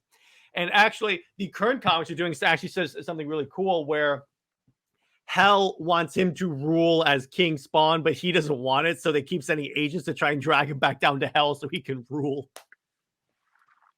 I think there was a movie, a live action movie. There was a Spawn movie. I watched it. The CGI is bad, but the movie's actually pretty dope. Yeah, that is the closest thing, and the Batman Spawn like crossover. They actually also have an HBO Max animated show. Really? Yeah, and what's kind of cool is that each episode starts with Todd McFarlane drawing. Okay, now I have to watch that. It's so good. I did good. not know that existed. I'll send you the link. I have so many links to show you now. Yes, and I have so much to watch. Yeah, exactly. Now, the other way we could do this, flip it. So Krypton blows up, but the ship never leaves. Let's make Kal-El older, obviously, for where I'm going with this. Kal-El is brought to Hell, and he says, we'll send you back, except you have to, like, here's how we do this. You have to destroy Earth as a tribute, and we'll bring back Krypton. So they send Superman back as Hellspawn, and he first starts to, he's stopped by the Justice League, let's say. He's chained up in the Hall of Justice like the Batman Who Laughs was. Then he keeps being shown kindness by this Amazon princess. And then eventually she gets him to turn against the Kryptonian devil, let's say, or even screw it, Darkseid. And he fights on the side of humanity. And then at the end of the story, the Spawn suit morphs into the Superman suit, except black and red. Wow. I mean, that honestly kind of reminds me of Power and Glory a little bit by Hitch, that Justice League story. Oh yeah, it's kind of that. Yeah, that. You see how these franchises, just a little tweaks here and there, but they match so well. Whether it's with Star Wars and like I said, compared with Soul and Tomasi and or Rebirth, and then you have where we can go very silly with. It makes sense with Pokemon or something. And then this is the fact that you can take these franchises and just like, it's a vast creative world that is so untapped. Now, the next franchise, this one I don't think, I'm going to surprise you with this one. So how familiar are you with The Matrix? Oh, I love The Matrix. Yeah, well, so we do The Matrix. Let me not say, I like the first movie, but everything afterwards, it kind of like it kind of devalued the idea of it. But yeah, I love the first movie. But we essentially do that where in The Matrix they have their superpowers. We find out the entire DC universe is a simulation. So it's basically like how Diana in Rebirth had like 10 years of her life being the Rebirth run where she kind of goes nuts. That's a glitch in The Matrix. Yeah, we can turn that around of her, going nuts. And Darkseid is an agent of whoever runs the Matrix. That's why he keeps invading, because he's trying to subjugate it. And Cyborg is one of the few who can like see both the Matrix and the real world when he's in there.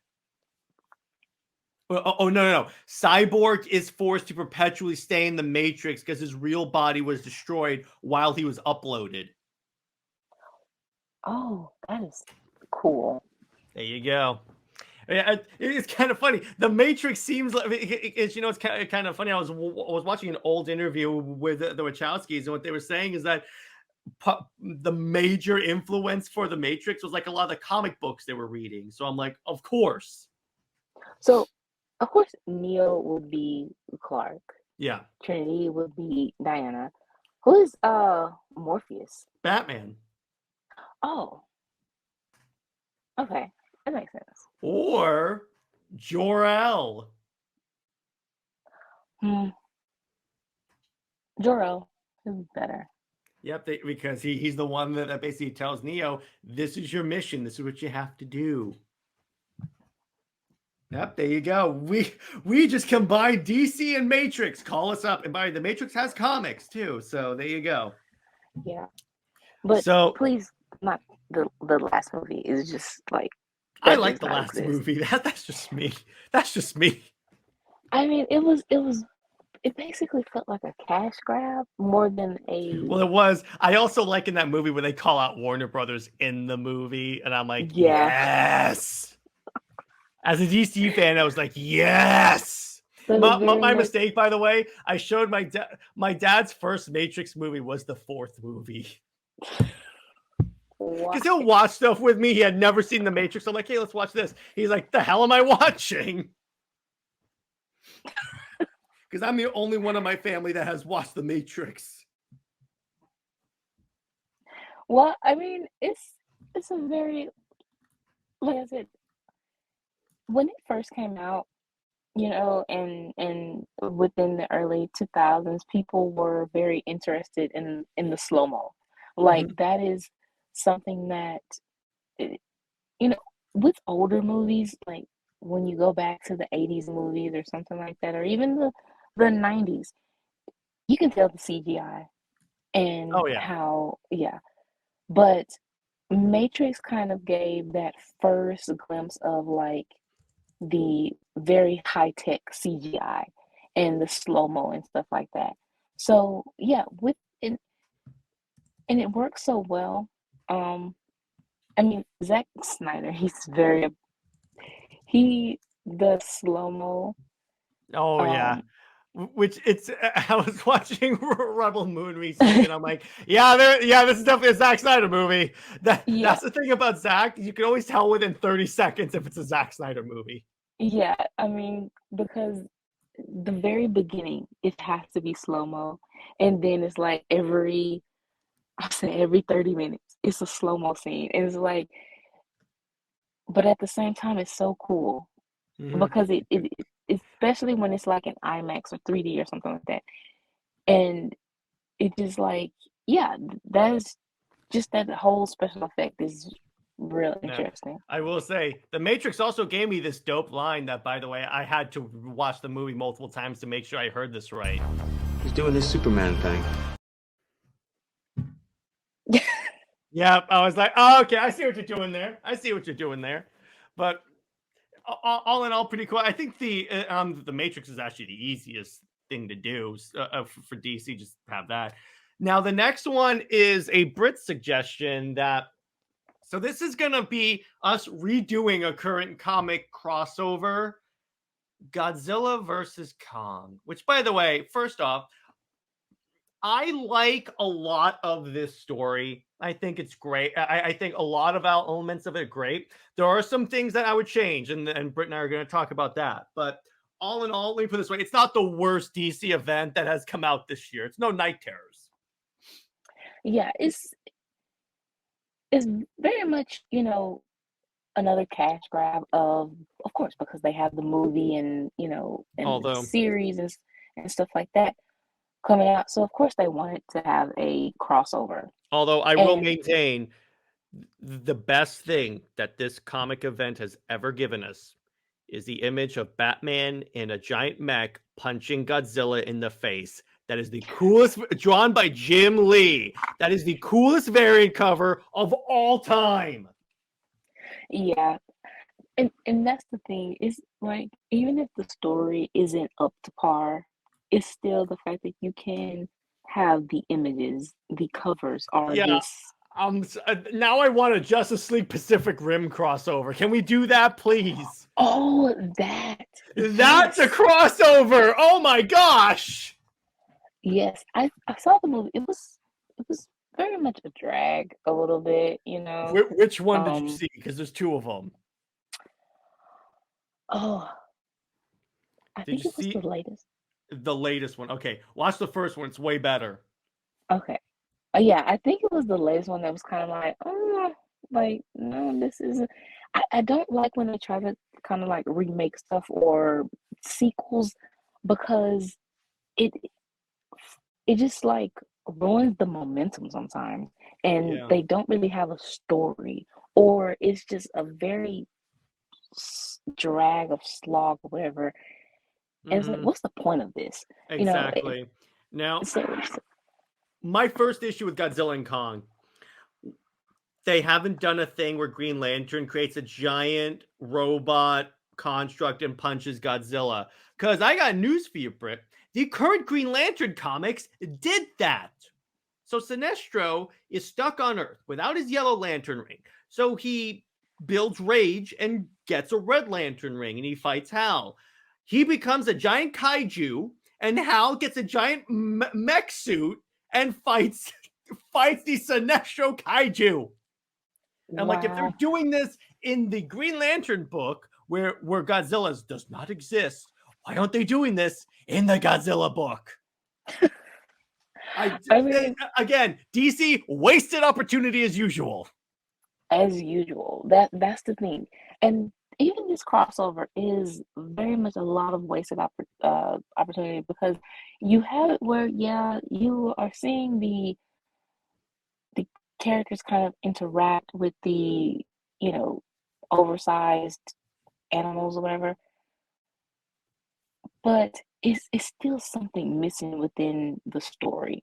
And especially with, I mean, it's the fact that Superman was like taken off the very first issue. Yeah, he got to, because even, and whenever Brit and I would talk about this, even any of the comics leaguers, we'd always say, what's Godzilla gonna do against Superman? Because I'm pretty sure Superman can like punch through his head, and he just gets blasted by nuclear energy and he's done. And someone said, who knows what type of nuclear energy it is? I'm like, there's no.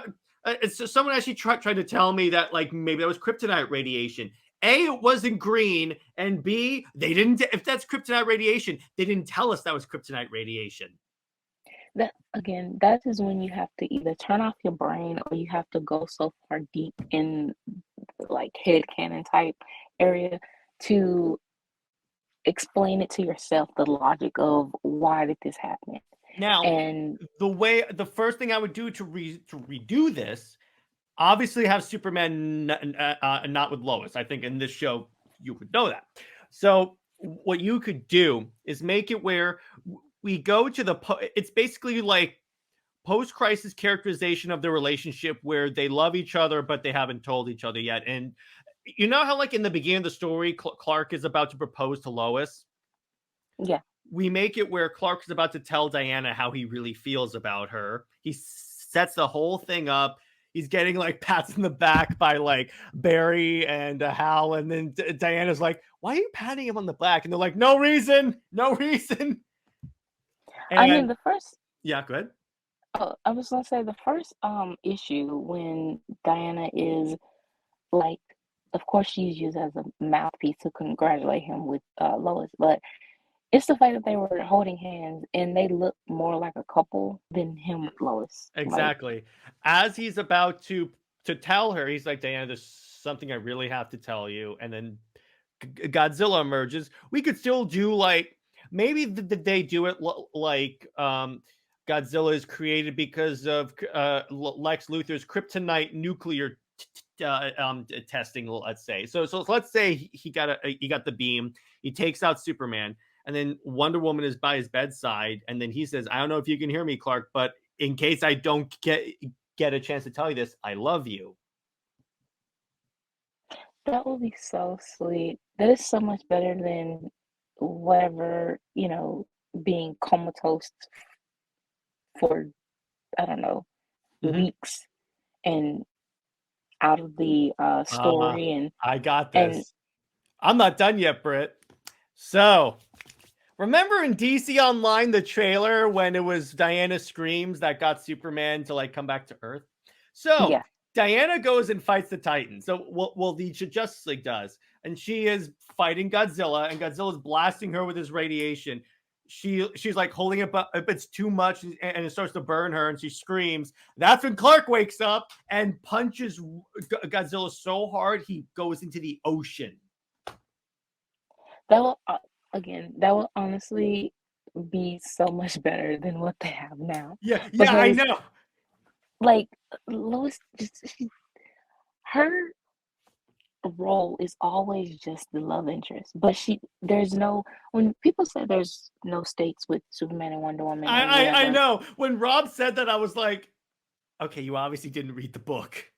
That and it's the fact that like what stakes do you have with Lois? Because he goes off, he's fighting, but she wasn't in the story like until what the fifth issue or something like that. So within however long uh this run has been, she's only in the very last part, and really she's just there for this like weddings or proposal subplot that I mean is very irrelevant. Like, why should we care?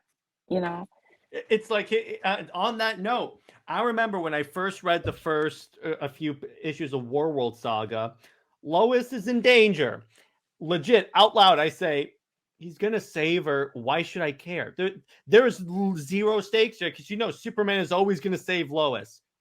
Again, why should I care? I mean, yeah, well, because here's the thing, and you'll say, well, about Diana. Diana does not need saving because you don't have to be placed in that situation because Diana can handle herself too. She also enjoys it when Clark fights for her. Like, that's another reason why I love that Charles Soule. We have to cover the Charles Soule books eventually, but that one moment where Superman punches Apollo and he turns to Diana and he goes, "Before you say anything, I know you could have handled it." And then Diana goes, "True, but I very much enjoyed watching it." Yeah. The thing is with Diana, there the she doesn't need saving, but it's not that. It's more of a like I keep saying it's a mental thing. It's Mhm. more so like their perspectives of things. It's not a physical saving. And that's the thing. Lois does not actually challenge Superman mentally, or the only mental or emotional type challenges is only trying to break his humanity and have her as his crutch for her to be relevant. Diana is never that. Mostly she is just talking about like their challenges with each other is what path do we take or what should we do to make something better? Like with sacrifice, is we have to make these choices to be the heroes that we are and to move forward or to save lives or something like that. We are both saving lives. You really do not have a story of Lois saving anyone's life at all. She's just a glorified reporter. Except when they put her in the Hellbat armor because Tomasi clearly had no ideas. And even though that makes zero sense. Yeah, it's especially when it, the Hellbat suit was a creation of Tomasi's. So I'm guessing he feels like, well, I can do whatever I want to do. But it's the fact that you have established that even when Batman is Batman, he is losing his energy, you It know. feeds off his body. And Yeah. wait, first off, all of a sudden she knows how to use the Hellbat armor. And then I had someone try and justify it, going, well, maybe Batman trained her. When would Batman train anyone other than the Bat family on how to use his Bat gear? And And why would he train Lois? of all people, yeah. And the fact that she knew how to, yeah, how to work it, where it was, and just being on the moon, just so happened to be on the moon where it is just like, okay, you're definitely jumping the shark and you're doing too much. Well, that's because here's the thing. Here's why I don't. That's one of the many reasons why I don't like the super family under Tomasi, because in addition to in addition to like blasting New 52, it's just that a lot of it was forced. Because if you can give me a good story that shows me that Lois is actually interesting, okay, cool. But if you're telling, that's almost like the way Tomasi writes Lois, it's kind of like Tom King with the Sovereign saying, oh, she's going to be Wonder Woman's Joker. And I'm like, stop telling me how to care about these characters. Yeah, it's a lot of telling but never showing. Mm-hmm. And yeah, with Tom King's Wonder Woman right now, it's a lot of, oh, she's awesome and stiff. Diana being very condescending, or she's, this, she's uptight and like. Well, in addition, that he made Yara Flores curse like a sailor, and I'm like, when has she ever done this? Yeah, it's a lot of people that like he has to have characters cursing, and it's kind of like, no, that doesn't work. Like, stop it. It's overly. But to be clear, here's the thing. I am still, granted, there are some story changes that I don't like, but I'm enjoying Tom King's Wonder Woman mostly because it's new. I appreciate it. And I do like how relatively self-contained it is, so you don't have to worry about what's Superman doing, what's Batman doing. So it's like you can only read this. And see, here's the thing. What King is doing really well, I'll give him this, is he's incorporating all the different elements of Wonder Woman's world, like her villains, all the Wonder Girls. He's using them effectively. So at least he's doing that, because I've seen too many runs where like they ignore like certain elements of the Wonder family. Like he gives every Wonder Girl proper representation. And I'm like, okay, you know what? I may not like Wonder Woman punching her mother, but you know what? Every writer, even Charles Sewell, may have had like some moments where I'm like, I don't necessarily agree with that, but I like this. Yeah. And I mean, I'm kind of dreading how he's going to do. Oh God. Issue Yeah, 7. you just reminded me, because I'm like, it's got to be really good. What I do like, wait, hang on. They did explain in the flashback that the whole Superman and Wonder Woman at the Space Mall, that takes place before the story, so they don't have to worry about Wonder Woman, Superman bringing up like, oh yeah, you're being hunted by the U.S. government. That's not going to be brought up. When was that? When was that explained? I think it was in the solicits, or like in the book. Hang on, I'll pull that up real quick. Wonder Woman, it's issue 7, right? 7, yeah. Wonder Woman 7 solicits. I thought I saw it somewhere, but even if it's not, see, the other thing that I will give this to King is that he does do comic history fairly well.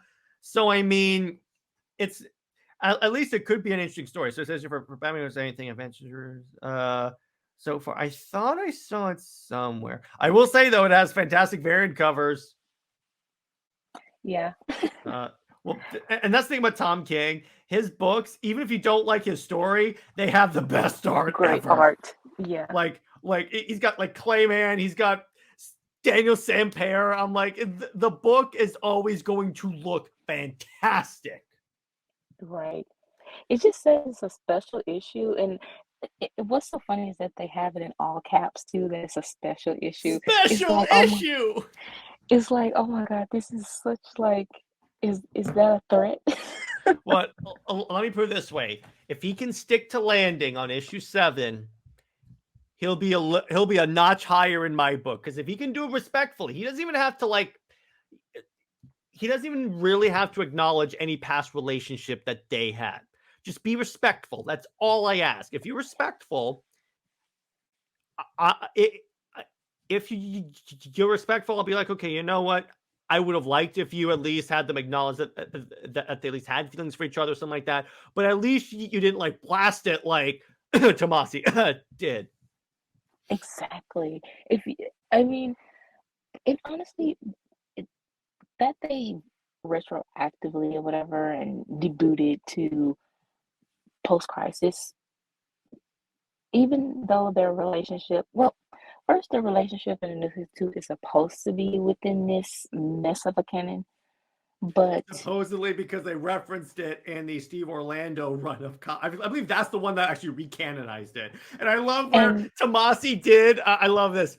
He said on Twitter, one of the reasons Tomasi did Superman Reborn was to decanonize Superman and Wonder Woman. And the Wonder Woman writers were like, nope, it's back in canon. and Steve Orlando was actually one of the writers that Tom King, he said that he consulted for Wonder Woman. Hey, there So you go. yeah. And I can kind of see that. And honestly, again, Brit and I are dreading this because here's why we're dreading this. Because when Tom King butchers a character, he eviscerates them. Look at Wally West in Heroes in Crisis. Yeah, I mean, or even Vanessa in the Wonder Woman run, that was supposed to be like Diana's foster sister, and she didn't really have this obsession with Diana. Like it was jealousy, insecurity, A but little I bit of think, that, at but least in the Perez run, I think. yeah, but that didn't equate to her falling in love with Diana in a romantic sense. It was always just a sister love, a little bit of an obsession, but it wasn't a romantic obsession like that. Wait, did Tom King make it a romantic obsession? Yeah, that's how it's read. Yeah, I have to look that because I think I have. Is this in the issue that just came out where she fights Giganta and Grail? the previous both. Okay, I have to Actually, check that out. I'll check that out because if so, I'm like, But again, he's capable of really good writing. But anyway, so we basically redid Godzilla and King Kong. Now, there's one more thing I wanted to do for fun. So I thought, let's take Superman and Wonder Woman and make them characters of another DC franchise. And Brit actually guessed it before I could surprise her with it. So there you go. So I'm a big Green Lantern fan. I'm slowly turning Brit into a Green Lantern fan. In fact, he plays a major role in Shelter, in the Shelterverse, as we're calling it. So I thought, let's make Superman and Wonder Woman Green Lantern characters. And the way I got this, Superman is the lantern of Sector 2813, and then that's the one that Krypton is. Krypton blows up. He fails to save his own planet. And let's say that like there's this other planet of like only warrior women. I think you can tell where I'm going with this. And that planet is also threatened, let's say, by like Darkseid. And then he has the opportunity to like retreat again. He goes, no, I'm not letting another planet blow up. And then like the Amazons, if you will, see a man risk his life to save the planet. wow.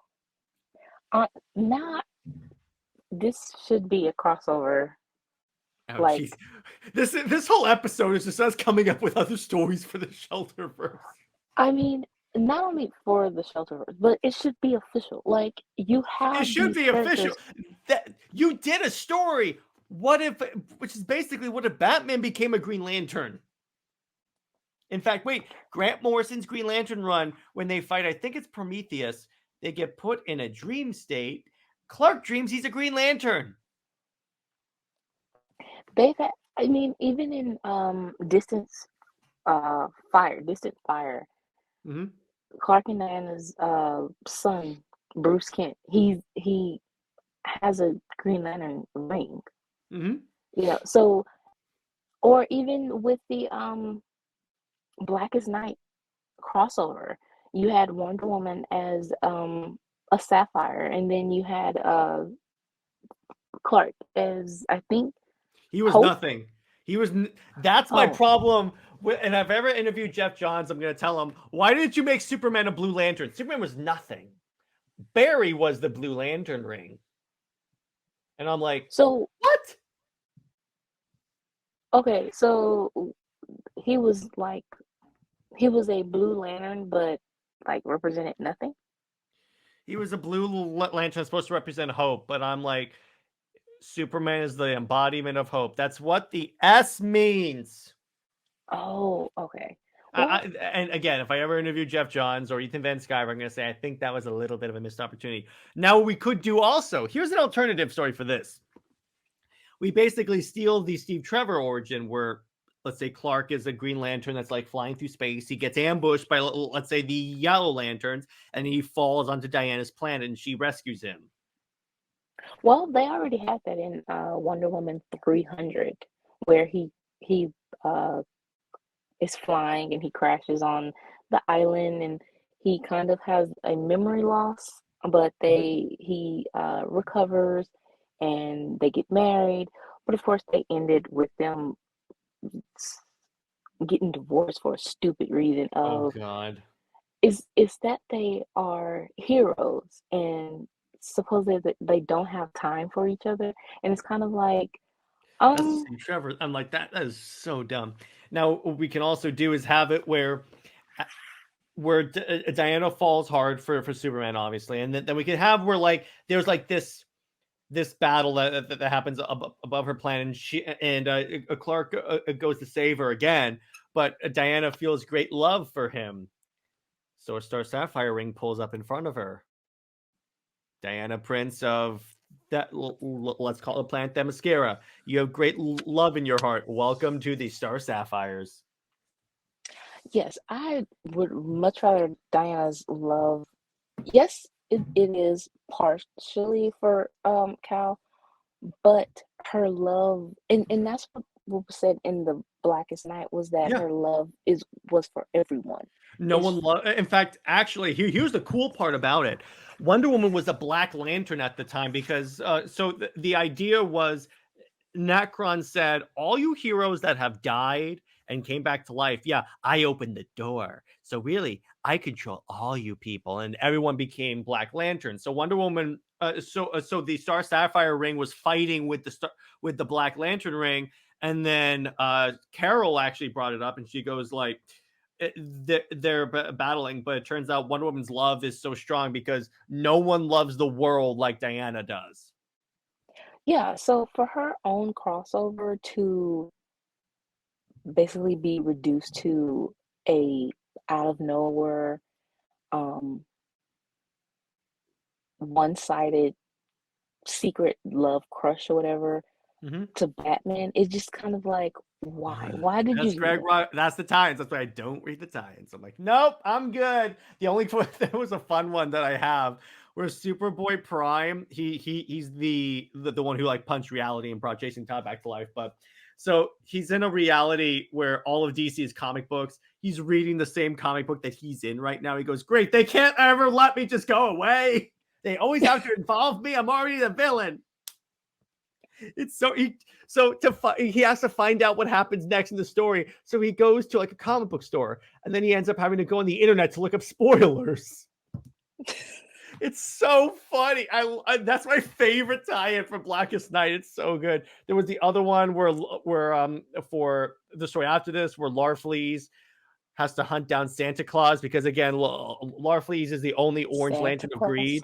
So So he finds out there's this dude that if you write him a list of all your stuff, when Christmas comes, he'll get you everything. So Christmas comes, Santa doesn't arrive for obvious reasons. So Larfleeze resolves, I'm going to go to the North Pole and kill Santa because he didn't bring me what I wanted. It's so funny. It's so good. I love that Green Lantern run so much. But anyway, so what we could do is and then we have all the different lanterns. Now we could have Artemis the Amazon. She's like very like angry, and we could say that at like the battle in the aftermath, a friend of hers is killed. She becomes a Red Lantern. Oh, Artemis as a Red Lantern. She already has the red hair. It kind of works. That Yeah, that definitely makes sense. Honest, Tara, she, That worked because here's because the problem that Supergirl ran into when they brought her back was she's basically a female Superman. Making her a Red Lantern, that made her different from Clark. yeah, And by the way, it, New 52 had a Red Lantern book, which was pretty dope. yeah, and Soul wrote it. That explains it. He even what was so funny is that when Clark was featured in one of the issues, he had Guy kind of tease him or something about Diana. So And by yeah, the way, the Red Lanterns actually showed up in Superman Wonder Woman when he's turning into Doomsday. yeah. It's like I mean, he's leaving Earth. He's leaving Earth because he wants to go like get a handle on it. All of a sudden, he's just shot with Red Lantern energy, and Wonder Woman's like, "What are you doing?" I totally would just like so I feel like he had a lot of plans that could have been a lot of crossovers and that made sense. He was, Can we put very him in connected. charge of the Ultimate Universe? I think that would actually work out really well for us. And I really don't understand the absolute power Oh God. event that I they still were. haven't I mean, looked into that at all.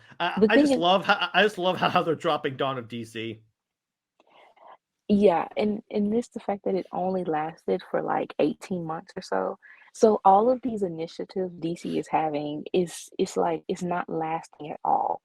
They are in I these mean, like they did say that Dawn would be a year long story, so at least they got it to a year. But the problem is, you can't have all these long initiatives that start, stop, start, stop, start, stop. It doesn't work.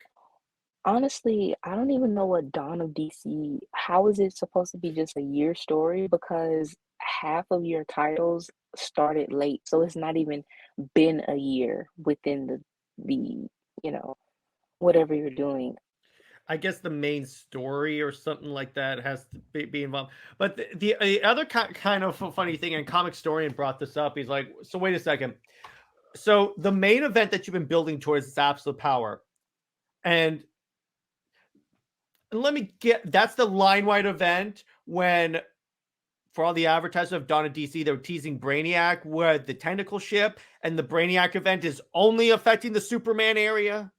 What? That's the same thing as kind of like how the Wonder Woman Wilson, the writer of Poison Ivy, she Mhm. had that Aphrodite died. So That's love, that's one of the reasons why Steve Trevor left.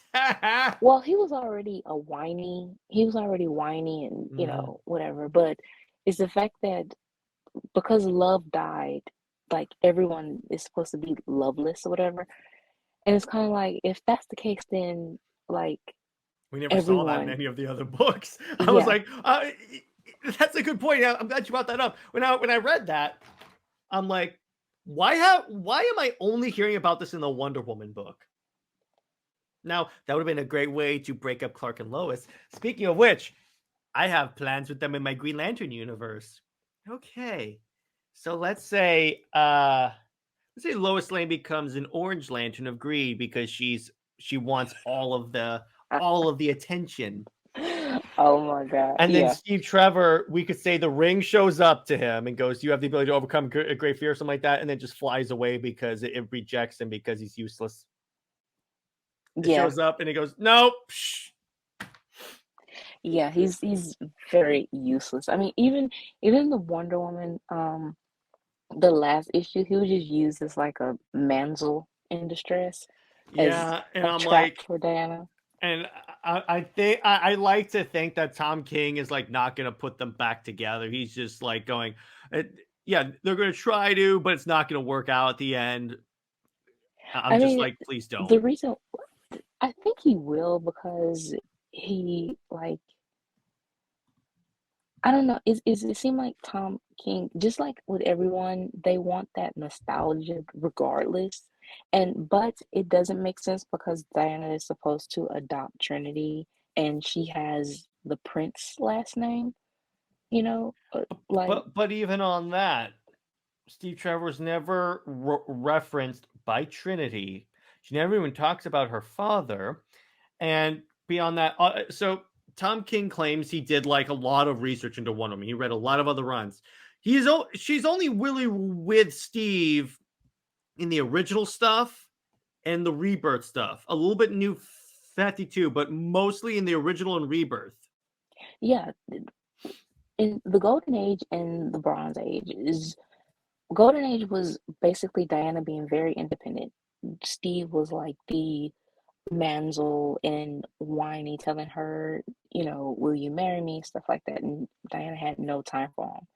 Then they changed it to her chasing after Steve, and it was very like sexist and just really ruining her character, as in she's chasing after a man. She doesn't supposed to do that. And just Steve being the whole possessive thing and obsessive, just toxic.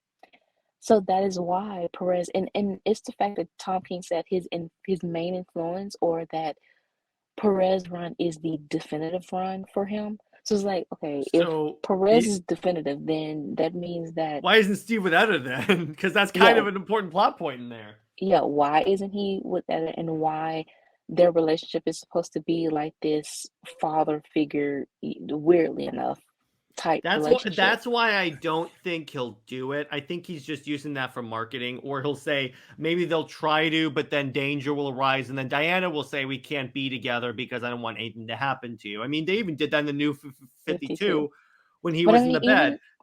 Even with Diana though, is with that whole I don't want anything to happen to you. Honestly, she's just like, at that time she was 18, 20, between that 22 type, age, and it was like, why does she have to be with the first guy she has met? And she doesn't really understand. She understands love, but not in that sense of romantic love. Well, the other thing, the reason why I also bring this up is that it says the Celestids say the ultimate test. As Sullivan's grip on Wonder Woman's psyche tightens, she retreats into the arms of Steve Trevor. Will their love for the ages prove victorious over the web of Amazon lies weaved in man's world? So here's the other thing. Apparently, it's supposed to be that like Wonder Woman gets control, it gets like the lasso of lies around her and stuff. So I'm thinking maybe, here's my headcanon on this. Here's the way you could actually do this. You can make it where Wonder Woman actually does not have feelings for Steve Trevor. That's the lasso of lies, and Sovereign is using that to get her to like be reliant on men. Bless you. Thank you. Well, I still don't really like the fact that it's like, how is that an ultimate test? And saying that she's retreating into a man's arms is kind of like, no. Still, she is so much, especially with Steve, when he hasn't had any type of significance within her, the runs so far, is like, why? Why is she like, you should have her thinking of, and especially if it's going into her mental state, it should definitely be more of like the Wonder Girls or even Hippolyta or something like that.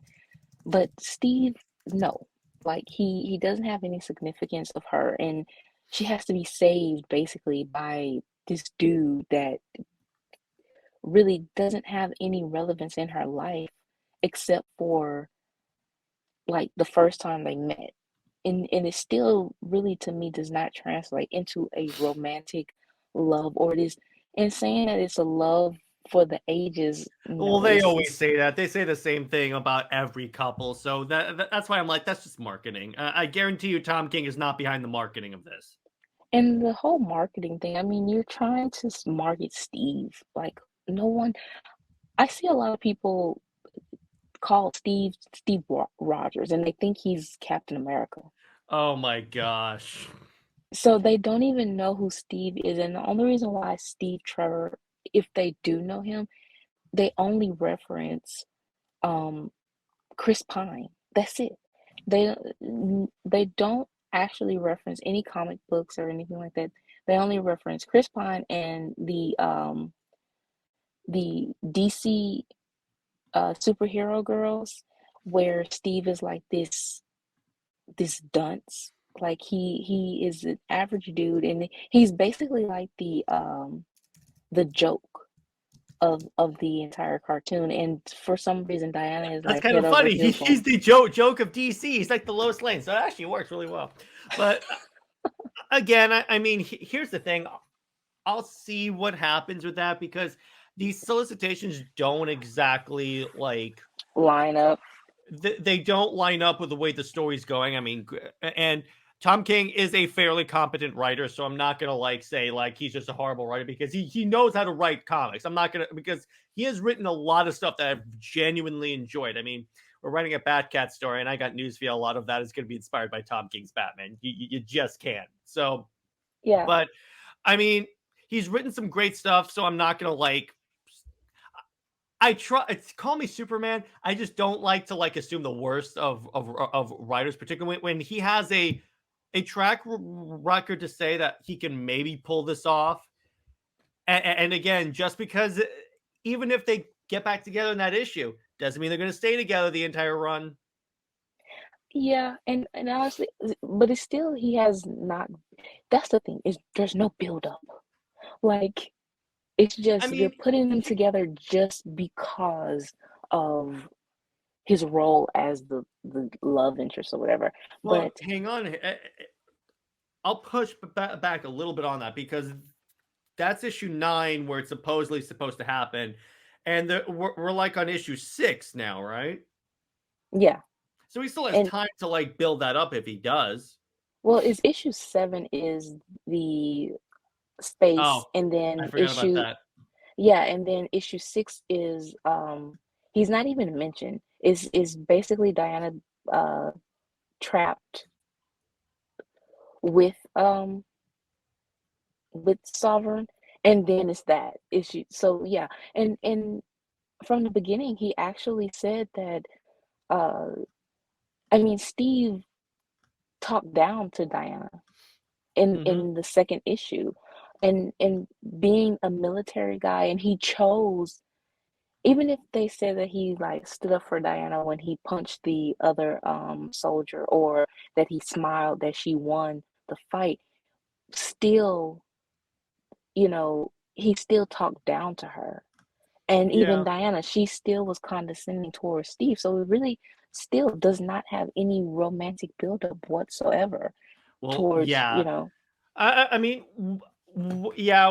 That's why another thing I don't think it's gonna last, because honestly, Wonder Woman's relationship with Steve Trevor never lasts. That's Wonder Woman's romances never last. Whether or not that's with Superman or with Trevor or with Tresser, it's kind of funny how she said two men that whose last name starts with TR, and TRE. It's almost like she has the type, but it's the fact that the reason why her romances don't last is because, first, the best romance is it stuck within another franchise, yeah, that. exactly. And then the second is that her main love interest, he has not been relevant since the 60s, or you can go back to the 50s, really.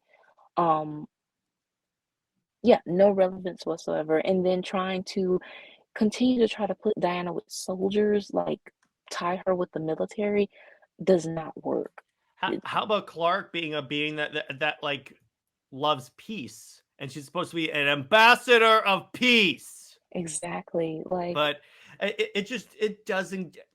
That's what it's kind of funny. It's like people saying she belongs to Steve Trevor. Like, he's a soldier whose whole job involves war. Clark is someone that's always trying to find a way to not fight. He's willing to fight. Don't get me wrong, Tom Taylor, but he's always going to.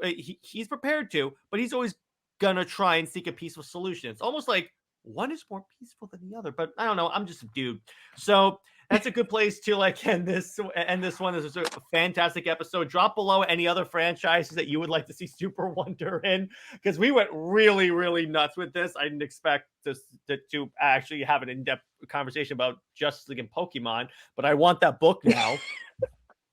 oh, you're definitely gonna get it now. I want that. I want that fanfic now. Thank you, Brit. But Brit, so do you have anything you want to tease us with? Yeah, well, we're getting a Pokemon one shot. Well, there you go. And then we still have just the one shots that I'm trying to get to. That's probably like 6 months to a year that I've been trying to get out. We have chapter 2 of Shelter, and more of Awakens, and also our other little one shots that we have playing off of them being married and The Office, you know, not so much of a spoiler, but a little hint of, you know, Clark having an exclusive interview with Yeah. the ambassador. Yeah. And then the second part that I told you about the other day of, you know, Clark being very secure about his relationship with Diana as they are transitioning from being engaged to being husband and wife. Mm-hmm. So that's gonna be really dope. And obviously, again, Shelter is coming together really well. We're still coming up with ideas, and I got an idea throughout this episode that I'm gonna tell Is it Brit. gonna make me cry? It could. Oh but gosh. So it'll be fun. It'll be fine. It'll be fine. But stay heroic, everyone, and thanks for watching. And remember, Lois Lane is Lois Lame. All right, I'll see you guys later.